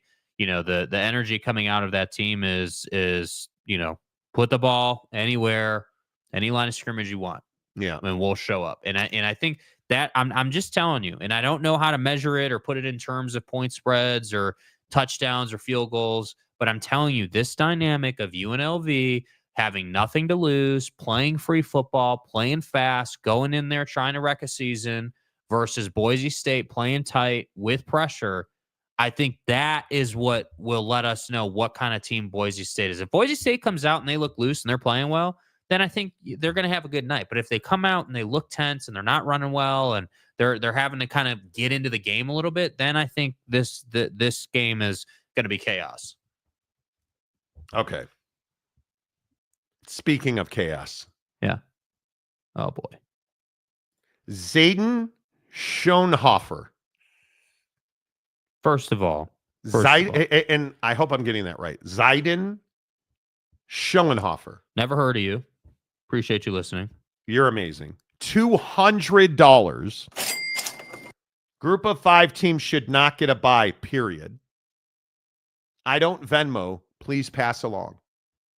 Absolutely. Stay hard. I really appreciate that. $200. I believe we are now well over $500. Yeah, we have to do the math again. Let's do the math. That's amazing. Let me check the Jehovah. That's amazing. I hope it's Jaden Schoenhofer. Let's do the math. Jaden for $200. That's amazing, dude. First time contribution here. Love you, dude. Really appreciate that. Fat Jesus for 20. Maury for who's 50? The pastor for $50. Yeah. Maury for $20, right? Then you have Calamoni for 200 more, which again, Calamoni always you stud. $50 from Giggity. $15 from Maury. And $15 from Maury. And equals $570. And then I know I don't have confirmation of the amount, but I know Loner Phone said that he did donate, and I do see him in the feed. So you do? Okay. So call it another 50. So let's call it another 50. Loner Phone, 50. thank you. That's $620, you guys. Right there. That's $620 that you guys have put into the $2,500 pot today. We're under $2,000. Let's go, baby. That is remarkable that you guys donate to that level. We're just $1,880 away now from our $2,500 goal. And Zayden Schoenhofer, bro. Appreciate you, man. I don't know you, but I really appreciate that gesture. Really, that's amazing. That is, you guys are just so generous. And I get a little misty over it because we ask you at this time of year for a lot. And I understand it's a lot. I understand that families are struggling. A lot of you DM me and say, hey, I had a guy send me a note the other day, the last time we were doing this at Thanksgiving, who said it upsets him because he's struggling. His wife lost her job. Yeah. And she lost her job in May and has not been able to get a job since May. And he said that she got a job as a temporary seasonal package delivery person for UPS. And that she's using their car to do that job. They have one car. So he's taking public transportation here in Salt Lake City. He's taking public transportation to get to work now. And it was so clutch that she got that job with UPS because that's how they're paying for childcare. And he was telling me this because he doesn't have the money to donate this year, and he donated last year. And he said, I feel really bad. And I just said to him, things happen in people's lives. None of us are that far away from needing a donation. None of us are. With the way that healthcare is in this country, come on. How many of us are truly that far away? None of us. So for those of you who send me notes and say, I can't afford it, I really wish I could, it's okay. You're okay. You're doing great. You're doing your level best, right? And I thought about that note because I got for our company, we bought a new Mac computer for our company. Yeah. And who delivered that package? A temporary seasonal UPS worker driving in her own car. And it's like the universe is trying to send me that message. Yeah. That's the level of hard work that's going on in these communities, you guys. And before I get back to your comment section, I just want you to know it's okay. If every day was easy, we would be a weak society. Easy times make soft men, right? Yeah. Tough times make tough people. You come out the other end of this better. It's okay. Do your level best every day. And when you're ready or you have the funds and the availability to donate, donate. When you need a donation, we're here for you, man. That's what this community is about. So there endeth the lesson. I just wanted to share that because when you see somebody that we've never, and I'm not disparaging you in any way, I don't remember saying Zayden Schoenhofer any other time on this show. It's the greatness of the show too. Like, it is. In terms of how many people listen, like, for us, like, we do the show every day, and, there of course are the people who are here every single day. You all know who you are. But it always stands out to me when we get somebody just out of the blue that maybe, and I don't know if this is true about you, man, I'm just assuming this, but typically it's, hey, I've been listening for a while. I don't comment a lot. Like, I'm listening while I work or whatever. There's always, you're doing something while you work. And then one day you just show up and make an impact. And that's what I think is awesome, is that it just takes think about that. It takes, what did it take to do this, what he did here? Probably, 3 minutes of his time. Yeah. Literally. And that's going to make, what is that? 4 families that you just fed? I mean, that's huge. That's fire, bro. Yeah. UW fan Jim, can someone in the chat explain to me how to do a screenshot? Yeah. So if you're on an iPhone, yeah. I know how to do it on an iPhone. It's the upper, and I have a new iPhone because, well, it's the side button, the upper, because now the iPhone has 2 buttons. This is the upper button. This is the lower button. This is a camera button. So it's this upper button right here. Then on the other side of the phone, you have this upper button. See this little one right here that silences things? This upper button and the other upper button, you hit them at the same time. That on an iPhone gives you a screenshot. On a computer, it's Command Shift F4. So it just depends on what device you're using. Yes, Eric. Tough times don't last. Tough people do. That's exactly right. 100%. What device are you on, Jim? That's a big question. Stephen Keel, hello. Tough times don't last. Tough people do. Yes. Eric and Raleigh, pretty tough to keep asking for donations when you brag about having a brand new Peloton and brand new iPhone, Tim. I'm not saying I don't donate. I am telling you, and I understand that people, it would be different if I was like, hey, look at my new car. Can you guys donate so I can make the payment? Yeah, and by the way, I'm not asking for donations for myself. Bro, I'd also point out, just because, this is the usual red assery that we get in the comments section, there's hundreds of thousands of you. The ignorance in this comment is there's two of us and 350, 400,000 of you a month that watch the show. And again, that's individual people. So with all due respect, like, yeah, sure. Yeah, was he able to get a new Peloton? Sure. But that, number one, doesn't mean that we don't donate ourselves. We're going to float that $200 that was just donated. Number two, it just shouldn't be said that way. Like, to put it in that kind of a picture, I feel like is just, you're lacking all perspective. One, I'm never going to be ashamed of the hard work that I do on this show and outside of this show to make a living. Yeah. Because nobody does work for me. And I hope, and I know we've talked about this on the show in the past, do not be ashamed of your success. Do not be ashamed of your Pelotons. Do not be ashamed of your golf trips. Do not be ashamed of your shoe collection. I'm not. I bust my ass every single day. I get up at 4 o'clock every single day. I go to work every single day. Not 4 days a week, not 1 day a week, every single day. And I am really fortunate that I'm in a position to provide for my family and for others. And I am very grateful for that. I'm never going to be ashamed of that. It's not happening. And I'm not asking you to donate so that I can have a new Peloton or so that I can go to LA for Christmas and play golf.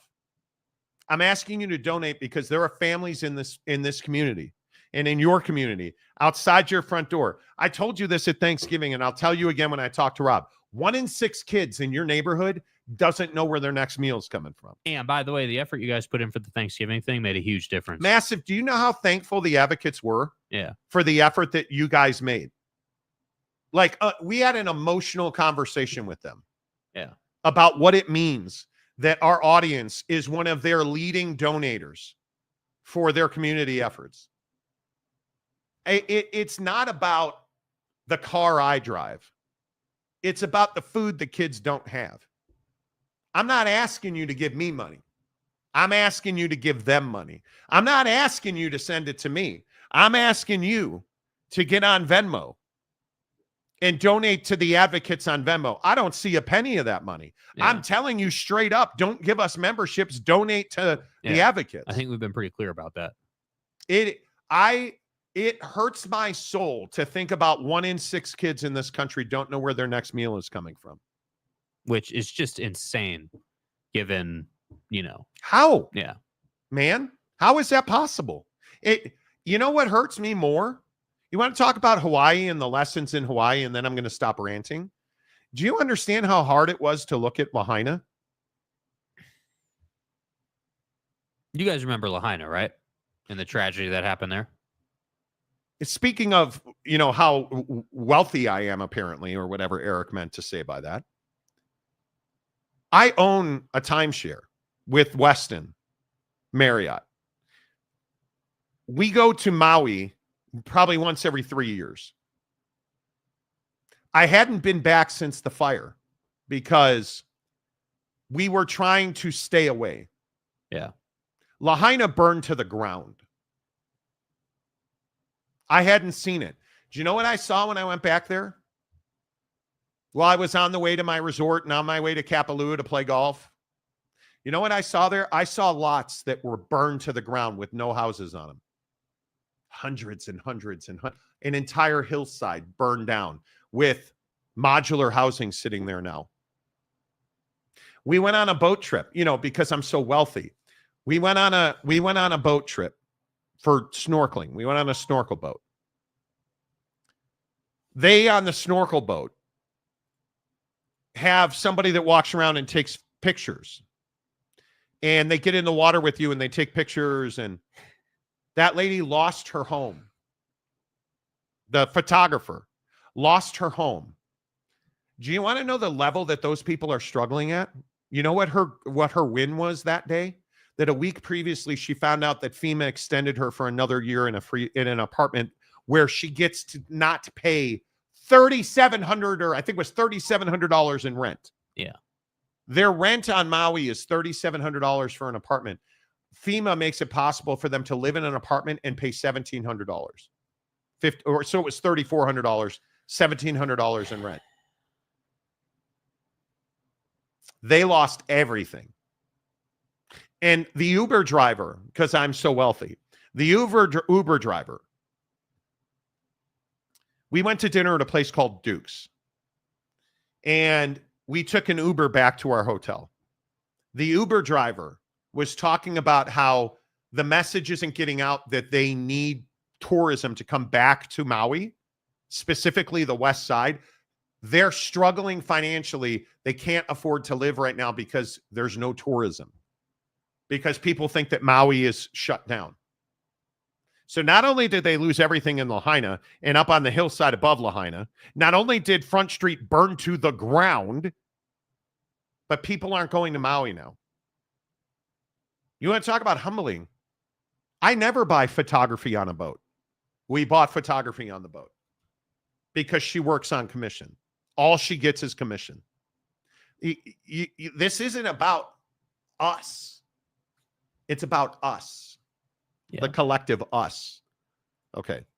Eric has tried to fix his problems. And Eric, I've known Eric for a decade. Eric is a long time. He goes back to the days at KMBR. Eric's not a bad dude. Eric's had his struggles. Eric has had his prosperity. I understand to a certain level. I understand what you're saying. But nothing that we are doing and no donation we are asking for today. Did you send me one or two? Two. I sent you two. Why do I only have one? Let me see if this is a dupe. This is a dupe. I only got one. Send me the second one. What is this one? This is just the top portion there. This is Phil Stahl, the top one. Oh, right here. Yeah. Great job raising money for others. Don't let the jerks get you down. Okay, well, I don't know that I call him a jerk. I wouldn't. Eric's not a bad guy. Eric's not a bad guy. I understand what you're saying. Eric is less of a bad guy after this screenshot that you're about to put on the screen. Okay. If I could get the thing to work. Hello. Thank you, Phil Stahl. Appreciate that. Eric and wow. Eric and Raleigh feed everyone $500. So, and Eric, I appreciate that's very generous of you. That's very generous of you. We're now almost halfway home. 2,400. Wait, hang on. We were at 880 plus. Hold on. 880 plus 550. We're now almost halfway home at $1,430. Appreciate you, Eric. Not trying to hate on you, bro, but not at all. Just got to set the record straight. Not at all. Yeah. Really appreciate that. Yeah. So we're more than halfway there now at $1,430. That's an amazing donation. Yeah. I take this stuff personally. Yeah, I think it's hard. I'm invested in kids struggling is really tough. Yeah. Because I think the world's a more difficult place just as it is. For it whether you're 10 years old, 18 years old, this photographer's 24 years old. Yeah. You know how hard it is to be somebody that's 24 years old in this world right now? It's not easy, man. My God. Okay. Advocates donations. I think there's no doubt Maury Alvarez is in the lead for one of these cards. We're giving away two $50 Amazon gift cards. We'll do that coming up in about 30 minutes at 8:15. Rob Adams will be here at 8. He's the guy spearheading this 50 families, $50 thing.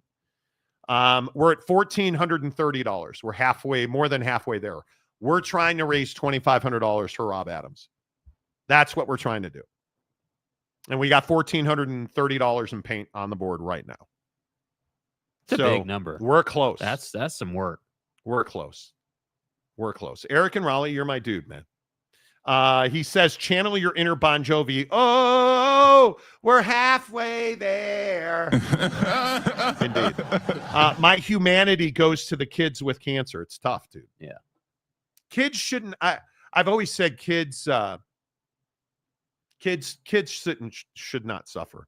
Old Tatanka. Okay, I apologize. Eric is a generous jerk. Oh no, is Eric taking some in the comment section? Yeah, what are the people saying? Oh boy. Boyd Lake snorkeling in Hawaii. That's heaven. Beautiful experience. I think I told this story. On that snorkel boat, I had a terrible fall. So the snorkeling was amazing. I had this experience where I didn't see this turtle coming at me. And seeing turtles in the ocean in Hawaii is a different experience. It's remarkable. There was a turtle like right here, dude. And the lady got a picture of the turtle and me and my wife in the ocean. Like, it was amazing. I get back on the boat and they serve you lunch. So the boat is a double-decker pontoon boat. And I walked down the stairs and I slipped and fell and just ate ass. It was horrendous. I hurt my knee. I hurt my big toe on ass. It was terrible. It was absolutely horrendous. But the snorkeling was awesome. Swimming through the water, holding my wife's hand in the ocean on Maui, like, there's nothing like it. There's absolutely, Boyd, you're exactly right. There is nothing like it. Yeah. More donations coming in. Yes.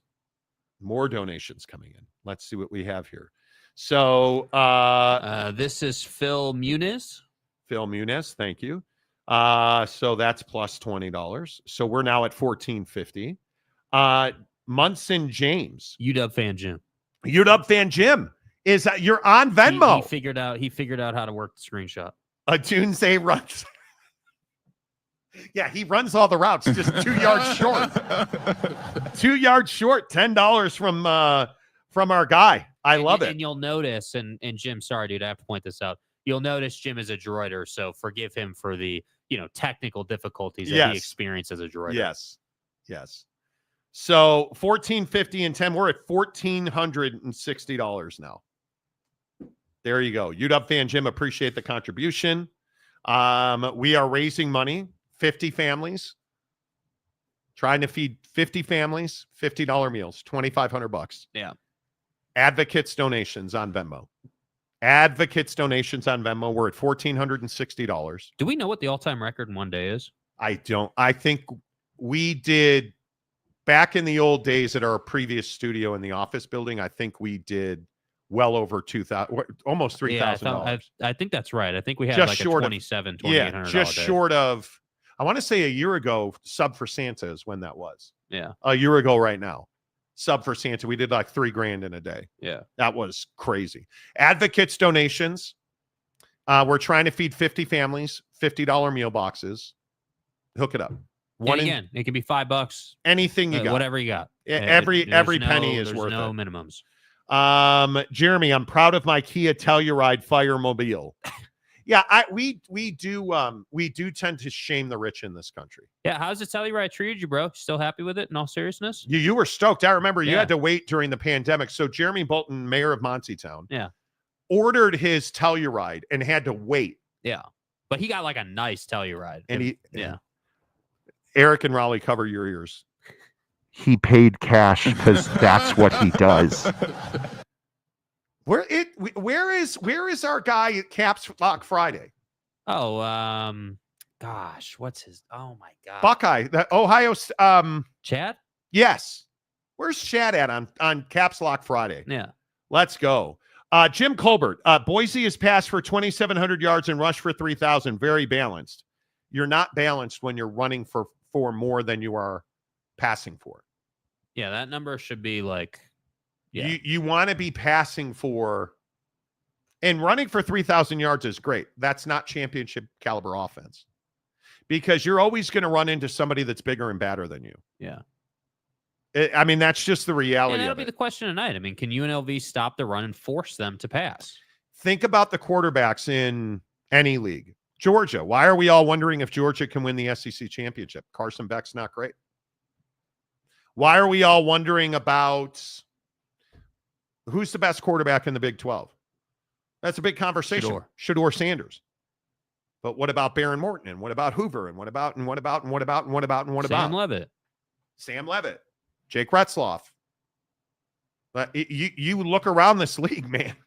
You have to throw the football more than you run the football to win. Avery Johnson.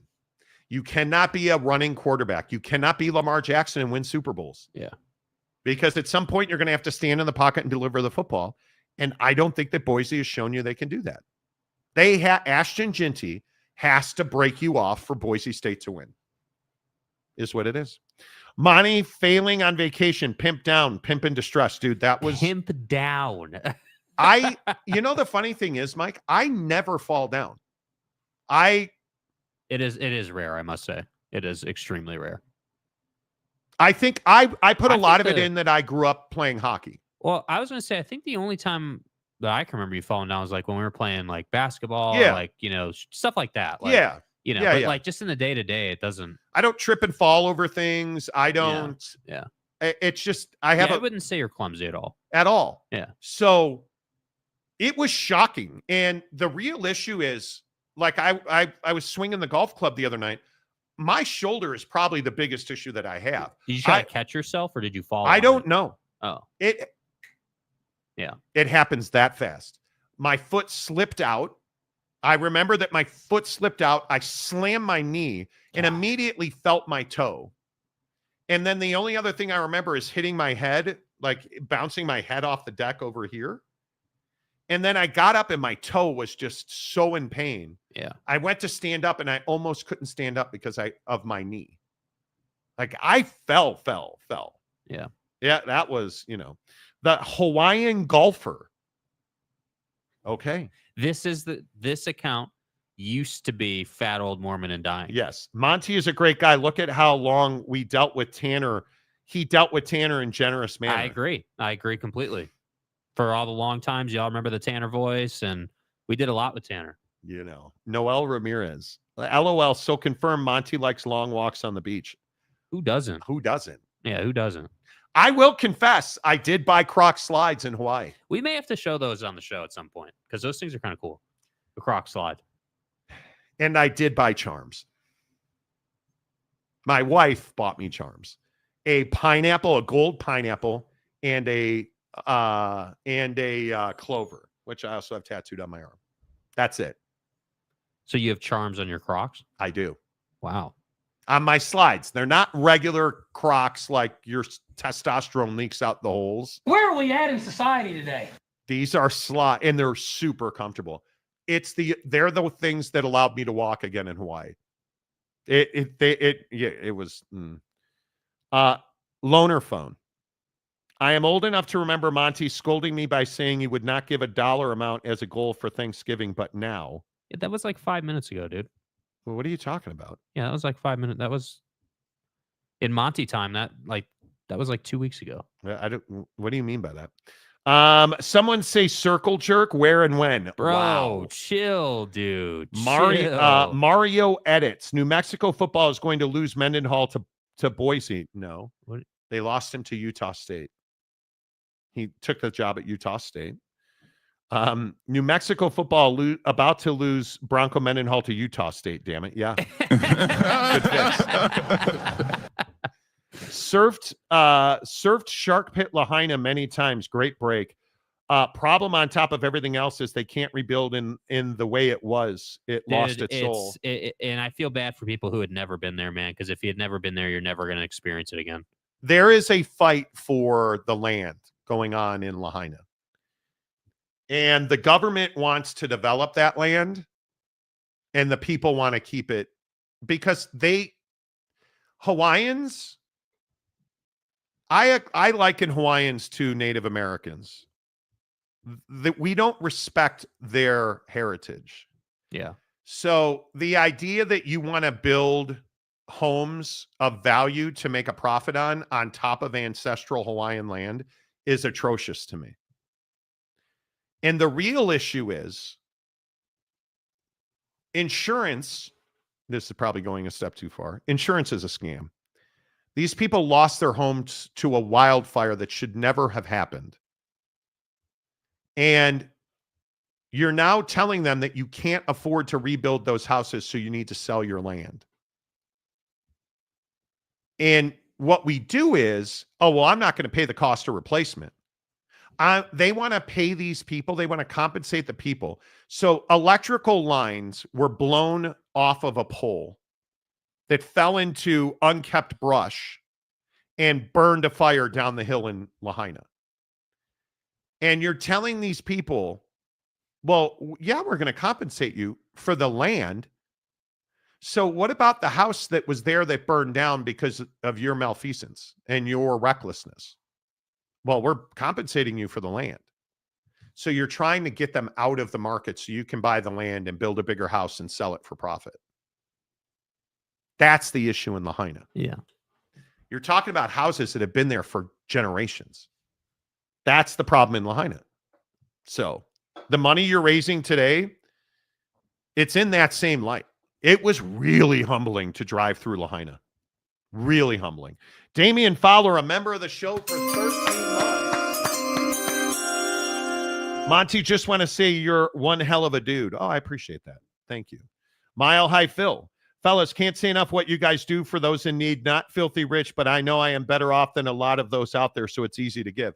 And that's what I'm saying. Like, when we get into these conversations about 1 in 6 kids being hungry, let that sink in. I live in a neighborhood where kids play all over the place. It crushes me to think that 1 in 6 of those kids is hungry and I don't know who it is. Mm-hmm. And so when we work with people like the Advocates and Rob Adams, and when we talk about today, the fact that you guys have raised $1,460 today, that's crazy. A huge number. If you think about that, the $1,460, you just provided 29 meals. 29 $50 meals is what you've provided today. Maybe that's what sends the message, is that we're talking about $1,460 that you guys have donated today. And the impact that has in the community, the humility it takes to say, just to reach out and say, hey, I can't afford to feed my family. Can you help us? And then the humility that it takes not only to do that, but then to have somebody come to your door with a box of food. And yes, there is relief, and there is, holy cow, I'm going to be able to feed my family's going to have a turkey on Thanksgiving, and they're going to have my kids, because it's not the adults. When you're a father or a mother who can't provide for their kids, and somebody brings you a turkey, and you have that feeling of, wow, my kids are going to have turkey on Thanksgiving. Or my kids are going to have a meal that I didn't know where that was going to come from. They won't go to bed hungry tonight or tomorrow. Think about how long a mom is going to parse that box of food out. That's what I'm talking about. Yeah. That's the crazy thing. So there you have it. Advocates donations. We're trying to raise $2,500, $50 for 50 families to have a meal during the holidays, so the kids don't go hungry. That's what we're working on. $5, $100, $1 million, whatever you can afford, whatever you have. And if you don't have it, don't worry. We appreciate you watching the show. We do. It's not a big deal, man. Sadly, that is true, JC. What did JC say? The older you get, falling down is the natural order of life. Man, I hope not. It's why, like, in all seriousness, with this Peloton, we're getting this Peloton Plus. I'm getting my ass back on the Peloton. Cardio and better nutrition, thinning out. You want to know how much weight I've lost, or how the reality of being fat? Being more comfortable sitting in an airline seat, not having to ask for a seatbelt extender, comfortably sitting in an airline seat, comfortably. Not one time did I sit in a chair in Hawaii that was too small for me. And I have been that guy in the past. That's what matters. Man, good point. At this point, I'd take Jared Goff over Lamar Jackson. Seems crazy to say that. It's not. It's true. Absolutely. You can't play for Kyle Shanahan and win Super Bowls. I think that's becoming true. Christian McCaffrey was a great pickup, but you relied on him for too long. You didn't have a short plan. You had him in your plans in the long term, and he's not a guy that stays healthy. He's not. Boise, be lucky they didn't have Poverty U on the schedule. You mean Fresno State? Do you see Fresno State hired Entz as their head coach? That's a good hire. Eric and Raleigh, UNLV plus 4.5, under 57.5. Book it. Yeah, I don't think that's wrong. Yeah. I like the under. I do. I don't know. 31-24 feels like the number. So yeah, probably under. Probably under. You know what I mean? Giggity. Don't put that pineapple upside down. I didn't. It's on my left. It's on my left. Maybe I should put a picture of my Crocs on Instagram. Yeah, you might have to. I might have to. And again, just so you know, I didn't get the traditional Crocs with the thing on the back and where your testosterone leaks out the holes in the Crocs. I didn't go that far. I got slides. When you put the slides on, did they have the sport mode strap or no? Why do you have to be a jerk? The answer is no. They don't have the sport mode strap. You're such a wreck. Sport mode strap. Okay. JC, you fell because your Crocs weren't in sport mode. See? I'm not the only one asking about sport mode, bro. I fell because I didn't have Crocs on. I had bare feet on the boat. Sport mode's a real thing on Crocs? Yeah. The strap, the heel strap. Mine don't have a heel strap. Yeah, the heel strap is regarded as sport mode with Crocs. Maybe I can find a picture. I'm telling you, they are the most comfortable thing that you will ever see. The Croc slide, and if I can find it, a picture of it. Is it this one? It's this one right here. This Croc slide. And I'm just going to screenshot this. I guess they're on Amazon. This slide right here. I mean, admittedly, it does look really comfortable. It is stupid comfortable. And it's well worth it. I got to tell you, if I were advising you on how to go about non-testosterone leaking Crocs, it would probably be this one right here. I have this in sky blue, like Carolina blue. And it's really comfortable, man. It is. You're walking on pillows. And the only other thing it's not as comfortable, but it's close. I also got those rubber Birkenstocks. Yeah. Because you can't get regular Birkies wet. And my wife has kind of beaten me into submission on Birkenstocks. And they are comfortable. I know I'm rich and I get it. Yeah, freaking 1%er. In a 7 to 10 minute span, I bought a pair of Birkenstocks and a pair of Croc slides. There you go. That's the life I live. The Hawaiian golfer. I love watching anyone in the chat bite and fight with the eye patch on any given day. Tom Dean, super late to the show. How do I donate? Very simple. The Advocates donations. Here's what we're doing. We're giving away 2 $50 Amazon gift cards today. It's Christmas time. We want to help you Christmas shop. We are trying to raise $2,500. I know mathing is hard. $50 for 50 families to have a holiday meal. And Rob Adams, who's going to join us here in a minute, is going to be taking the donations that you make to the Advocates on Venmo right here. Advocates donations, and that money goes to feeding families. 50 families, $50 each. That's $2,500. This morning so far we have raised $1,460. That's what we've raised. My wife sent me a picture of our feet in Crocs. No, you sickos. I am not. No, I'm not doing it. I am not putting a picture. Want No, Mrs. no, Monty's feet no, on the no, screen. no, no. I am not putting. I am not putting pictures of my feet or my beloved's feet on this show. It's not happening. Yes, you did. Yes, you did. It's not happening. Sorry, sickos. You guys. What if they donate more? Nope. Huge Jazz fan gamer 24/7. Okay, I thought they were going a different direction. A member for 19 months. Monty be rocking his Lucky Charms. No. I'm against it 100%. Only because they're these like they're not the cartoon charms. They're actual like metal and let me see if I can, because my wife sent me a picture. Cropping the picture. I am, and I'm not going to show you my feet. I will only show you. I'm cutting my feet out of this picture, man.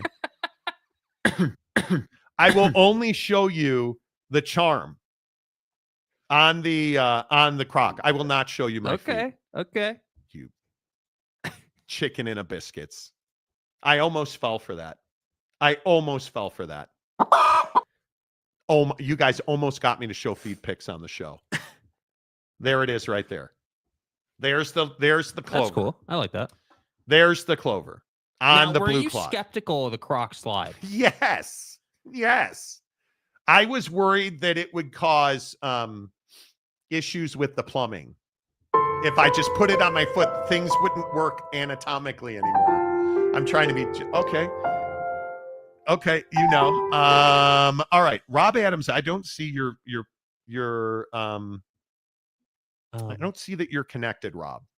I want to add Rob, but I can. They will need to connect their mic and cam before you can add them to the screen. So there you go. It says device not connected. Oh. Let's see. There it is. Well, no, sort of. No. Rob. Hello. No, not going to happen. I don't know. I can't add it. Are you there? Hello. Can you hear me? Yes, I can hear you now. There he is, Rob Adams. Good morning. I don't know what's happening to my camera, but I'm glad you can hear me. And by the way, Crocs are awesome. Okay. What was the question I was supposed to ask Rob right out of the gate? Oh, ham or turkey? No, roller food. Oh, that's right, Rob. Rob, do you eat food off of rollers at convenience stores? I was in the Navy for 8 years. I'll eat anything that's warm. I'm not going to lie. Like it could be.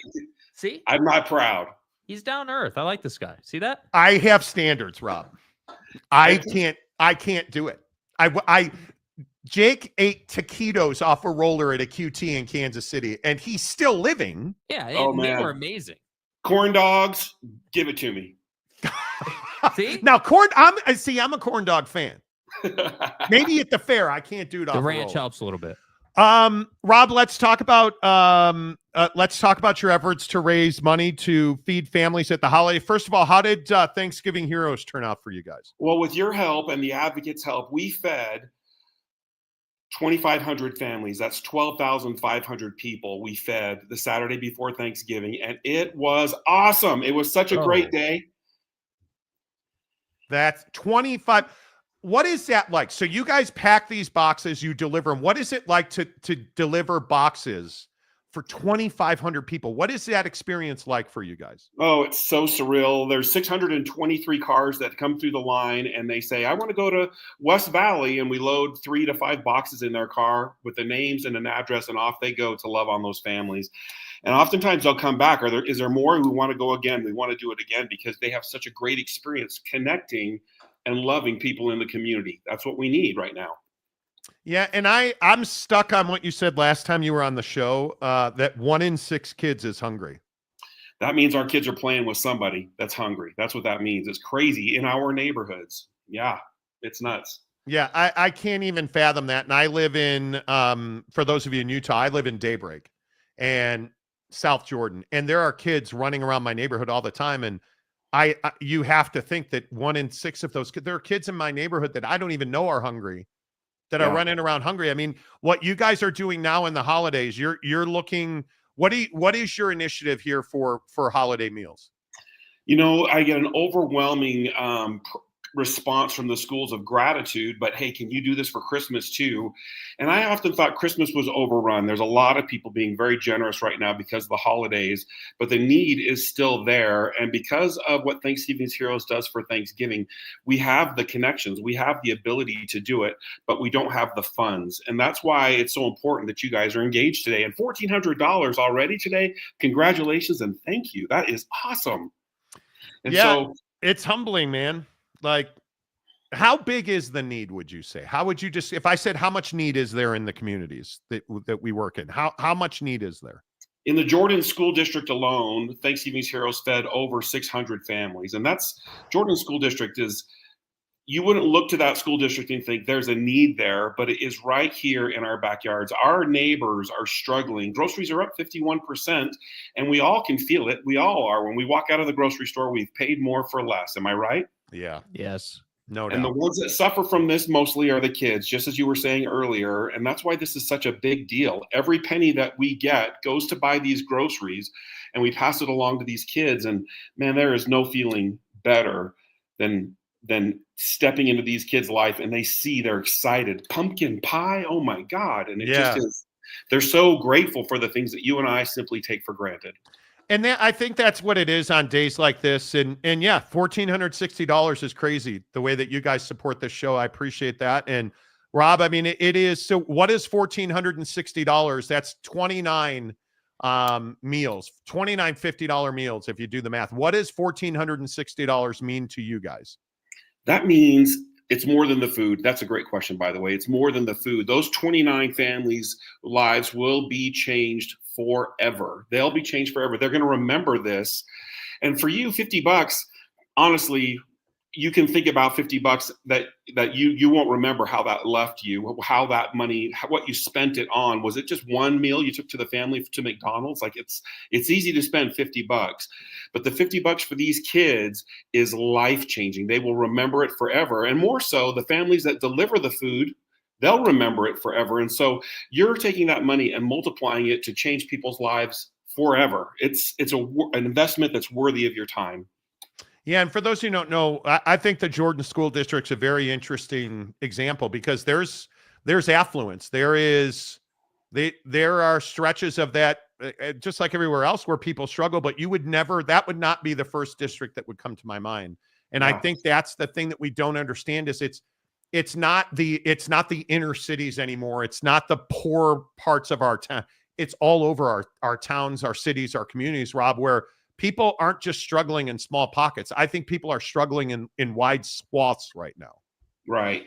I have to agree with you. And it's crazy how it is everywhere because we had a lifestyle or whatever it was, but I deliver meals to neighborhoods where I think, man, these guys should be delivering to my house. But when you walk in that door, there's no furniture, there's no food. You cannot judge a family by the front door or by the book by the cover. Do you know what I mean? Yeah. And so it could be your neighbor that you're helping. You can't judge a house by the curb appeal, I guess is the way to say, because you don't know what happens. What happens behind our closed doors? We're such private people that, I agree with that. We've got $1,460 for you so far. We're going to get to $2,500, which is our goal. I just appreciate so much that you come on the show. I appreciate that you guys work in the communities. You help kids. Thanks for everything you do, Rob, and I look forward to working with you again. Incredibly grateful. You guys have happy holidays, and I look forward to working with you in the future. There you go. Rob Adams, Thanksgiving Heroes, you guys. I'm telling you now. You see the impact. Yeah, you see the impact that Rob and his crew have. And I just keep saying over and over again, you don't know what's happening inside your neighbor's house. Yeah. You don't. Yeah. All right, let's get to some of your comments because we do need to talk football as well. But Jeremy Bolton, guys, if you buy Crocs in Hawaii, they aren't like normal Crocs. Which ones would you buy? My wife tried to scam me into getting sport mode Crocs. Yeah, sport mode Crocs. I wasn't having it. I wasn't having it. Croc Flair, who knew? Exactly right.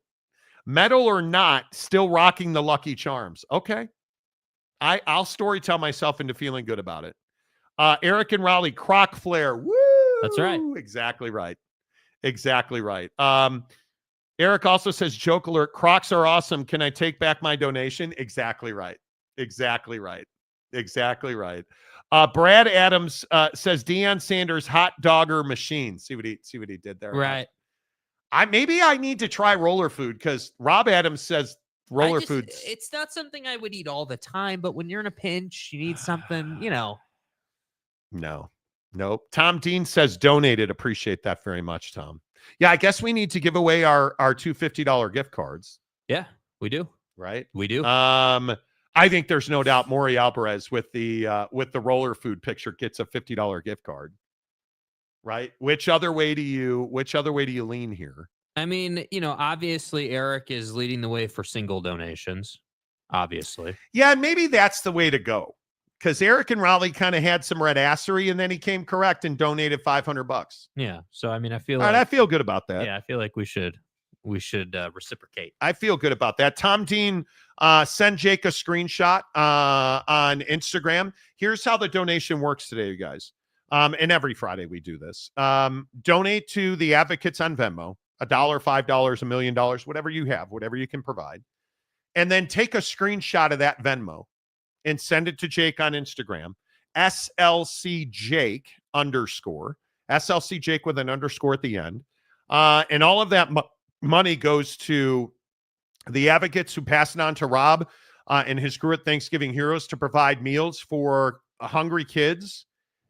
The Jordan School District is shocking. I would not have thought about the Jordan School District. That has some affluence in it. So that's where all your money goes today. And next Friday, we're at $1,460. I don't know what Tom Dean's donation is. But yeah, let's see what we can do. I think Eric and Raleigh, and I think Maury Alvarez, they win the $50 Amazon gift cards today. Spend them in health. Make sure you send Jake a DM, Maury and Eric and Raleigh. He will send you an email with those gift cards. Give it to Eric. We did. Shout out to Roche who donated. Don't know how much he donated. Don't think he wants to be shouted out, but I see him in the Roche, feed. I appreciate that. Thank you very much. Better get sponsorship from Crocs, Monty. I need some shower shoes. Yeah. Although my wife also has kind of poisoned my brain about not wearing shoes in a shower. At the Westin on your last day there, we had a 6:00 flight. So you float around, you check out, you put your bags at bellhop, and you float around in the pool all day. And then you go take a shower. They have an actual locker room for you to take a shower in so you can go to the airport. I wore my Crocs in the shower, and they did great. Yeah. They did great. It's all good. There was an actual item, Deion Sanders hot dogger sold on QVC. Is that right? Oh, I did not know that. I did not know that. No kidding. That is fantastic. I will. Wow. Maybe I need to look at that. End Donuts back in the membership. Let's go, baby. Look at that, End Donuts. Appreciate you very much. Thank you for becoming a member of the show. All right, let's pick some games because we have big games. Let's in the comment section, Mountain West Championship. I'm 31-24 UNLV. I feel like Ashton Ginty is between 100 and 125 yards on the ground. And I think UNLV is awfully difficult to beat Barry Odom's defense twice in 1 year. When you have not changed your stripes at all, I got to believe that 31-24, 31-28, somewhere in that light. It's going to be a close game. I think a late touchdown wins it, so I'm going 31-24 UNLV. 27-24 UNLV. Boise State will struggle in the first half, have to try and come back and come up short. All right. In the comment section, where do you guys come down on it? Final score predictions. Welcome to the nightmare. 34-24 UNLV. 10-point win. Okay. Boise State wins by 8, the mayor says. Okay. Mike Smith, I like Boise, but got to root for underdog UNLV for Phil Venzer. Exactly right. Yeah, where is Phil today? Where is Phil Venzer not the today? Day that Phil should be here? Big Papa War Machine. UNLV, Barry Odom playing for a P4 coaching gig. Well, that's a fair point. I think that's a great point, War Machine. Exactly right. Boise State, the eye patch says. Good day for the eye patch, by the way. I think you're a Ute fan. Jason Beck's, yeah, Jason Beck's a huge hire. Yeah, home run. That's a huge Home hire. run.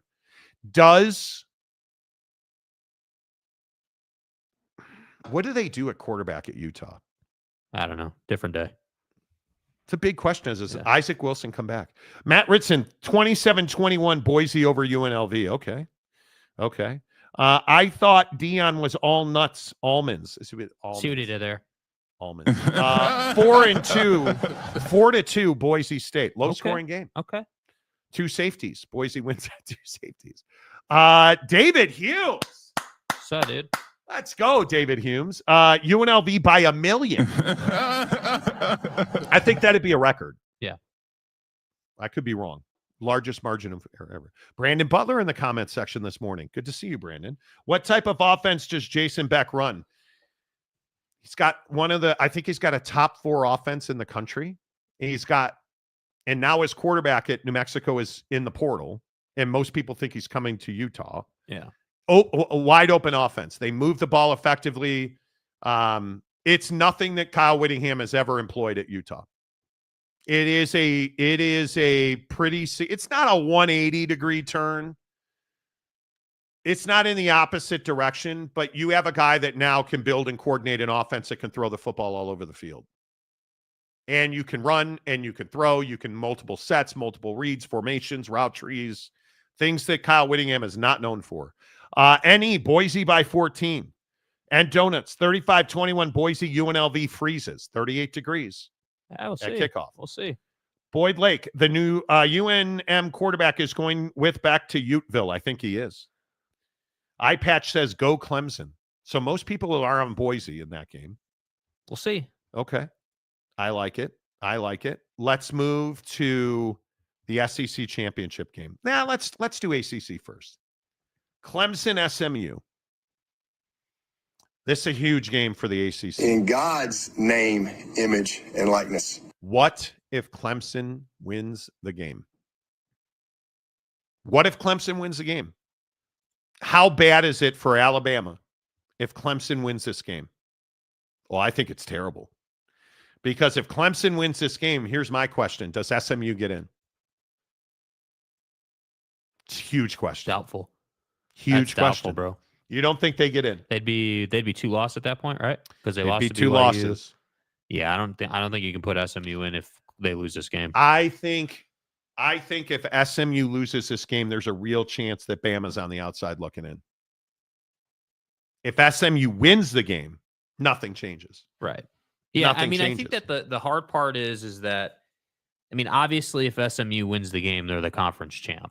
So you're in at that point.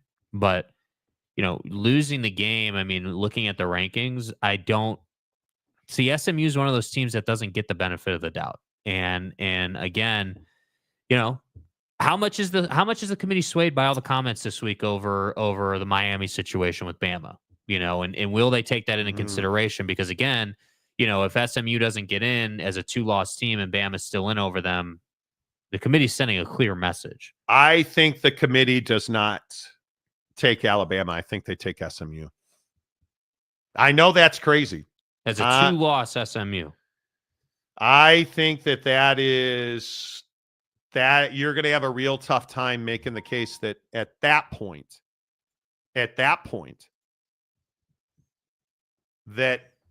SMU is not deserving as a 2-loss team.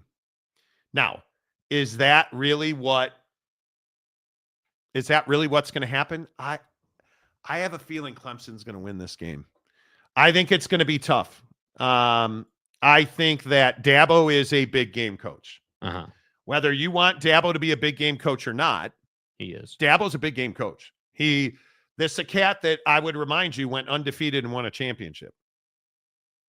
And has been, correct me if I'm wrong, I think has been in the national championship game itself 3 total times. I believe that's correct. And I think that he is somebody that I think he's under an immense amount of pressure. I think that when you look at Clemson, has Klubnik been the guy you wanted him to be all season? He hasn't. But is he improved? Yeah. He has. The hard part Right? I have is that I'm not sure that their offense is explosive enough just generally. I mean, you're playing a team that is going to get up and down. I think if you're Clemson, you have to stop the run. Because if I think SMU's offense is built on explosiveness and big plays, and they can do that. But if you stop the run, that makes that very difficult for them to do. Yeah. They love their zone schemes at SMU. I think if you are Clemson, it's going to be all about limiting their opportunities to run the football. I think Dabo will be able to do that. I don't think there are any secrets out here about SMU. I think SMU is a really solid football team.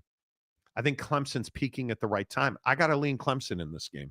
Yeah, I mean, I would agree with that. And I think that Clemson, I would lean Clemson strictly because, Dabo's got a history of being successful in big games. I also think that if you look at recruiting timelines, Dabo's been recruiting at the Power 4 level long before SMU was in the conference. And I think that there is an advantage there. And I also think you got to remember that, this game's going to be played outside at the Panthers Stadium, NFL Stadium. Which I hate. I don't love that, but it is what it is. It's not an indoor game. So I think to me that would favor Clemson, but we'll see. I would. What are the numbers like on this game? What's the line and everything again? The numbers on this game are -2 for SMU, 55.5. So you're not expecting a shootout. You're not expecting fireworks. But if you look at what Kevin Jennings has done, and you start to understand, okay, well, who is this guy as a quarterback? He's a pretty good quarterback. And I think he's probably undersold to a certain extent. And if you look at his best opponents, I don't know that he's seen anybody that's as good as Clemson. Yeah. His biggest game was Pitt. They dominated Pitt. Pitt's not good. You look at what he did against Stanford. They dominated Stanford. Stanford's not good. The biggest problem for SMU, has SMU been in a game recently? Well, it's probably the Duke game, but that was Halloween, right? That overtime game against Duke? Yeah. That was Halloween. They have been tested since Halloween. And I think that is something that concerns you quite a bit. The 3 interceptions in the Duke game, aberration. I wouldn't worry about Kevy throwing interceptions. I'd more worry about his ability to complete passes at a very high percent. He'll have to be 70% in this game because I think that's how you're going to have to beat Clemson. They're going to make you throw the football because they don't believe that Kevin Jennings can beat you throwing the football. Yeah, completely agree. And I got to tell you, I don't believe that he can beat you throwing the football either. I think this will all come down to Clemson's ability to bend face masks at the line of scrimmage. And when you look at the way that, like, Clemson's lost, what happened to Clemson against South Carolina? Well, I don't think this is rocket science. I think that their defense gave up 267 yards running the football to South Carolina. And Lenoris Sellers has been a stud. And he ran for 166 and 2 scores. I don't think you have that at SMU. I don't think you have that, frankly. And I think that Cade Klubnik has shown, you look at Cade Klubnik's performances this season. And you ask yourself, okay, well, who are the biggest opponents that they've faced? His best work is not recent. His best work was Virginia, Wake Forest. His best work was Florida State. Was a really good game. His best work was the Citadel for 198 yards and 3 touchdowns. Who cares? It's the Citadel. Was their performance defensively against South Carolina who they are, or was it just that South Carolina is actually a pretty damn good football team? Mm-hmm. That's the question you have to ask here. And I believe that Dabo can create. Yeah, I think I'd be taking Clemson by 10 in this game. I think that their quality, I think that they'll find a way. I just have more confidence in them than I do in SMU. And if SMU wins this game, I'll be happy to be wrong. But I just think that you have to go with Clemson to win this game, get into the college football playoff, and go from there. Do you guys understand that they lost to South Carolina because they missed 24 tackles and they gave up huge runs? SMU doesn't have Sellers. And I think what stands out to me is Dabo is, again, that one-game coach. I am predicting in this game, I think that Clemson scores 30 points and they win the game. Yeah. I think this is probably 31-27, 34-27. I don't think SMU scores 30 points in this game. I got to lean for Clemson to beat SMU. Yeah, I don't think either of them score 30 points in this game. I don't think Clemson's a 30-point offense generally. So you don't think either one scores? No, I think that we're looking at a 27, 21, 27, 17 kind of game. I think that, Clemson's defense is too good. They're going to hold SMU's offense down, but at the same time, Clemson's going to score enough to win this game comfortably. Yeah. So. All right. Real quick before we get your comments, and then we got to run. Tom Dean. Tom Dean paid the Advocates $50. Tom Dean. Yes. Appreciate you getting the screenshot over. So for today, that means, you guys, we raised $1,510. Halfway there, baby. More than halfway there. We have $990 to go. Nice job. That's unbelievable, you guys. That's $1,500 today. Yeah. Unbelievable. Great job, as always. All right, in the comments section, what do you guys like? Travis wants to know if Gundy's getting canned today. I don't think he's getting fired. I don't think so either. Do you guys think he gets fired? No. I don't think he gets fired. I think we'll hear smoke about they're going to lean on him and make him do this and make him do that, but I don't think he gets whacked. I don't think he gets whacked either. Yeah. That's one to watch, certainly. I would be shocked if he were out. Yeah. I would be shocked. Georgia, Texas. Yeah. Jake's taking Texas. Yeah, have to. Jake is absolutely taking Texas in there. Mercedes-Benz Stadium, Dome, Texas by 7. Okay. And then, of course, ASU and Iowa State. I think ASU is going to dominate Iowa State. The Fighting Dillinghams. Yeah, I think that's 35-17 material, I think. You guys are amazing. Great week. Thank you for supporting the show. Please hit the like button on the way out the door. You guys, $1,510. Nice work. That's awesome. That is awesome. $990 away. We'll pound that all week long next week. Let's get there. Let's get it done. Have a great weekend. Hope you love the football. We'll be back Monday morning at 6. Until Monday, say goodbye, Jake. Goodbye, Jake.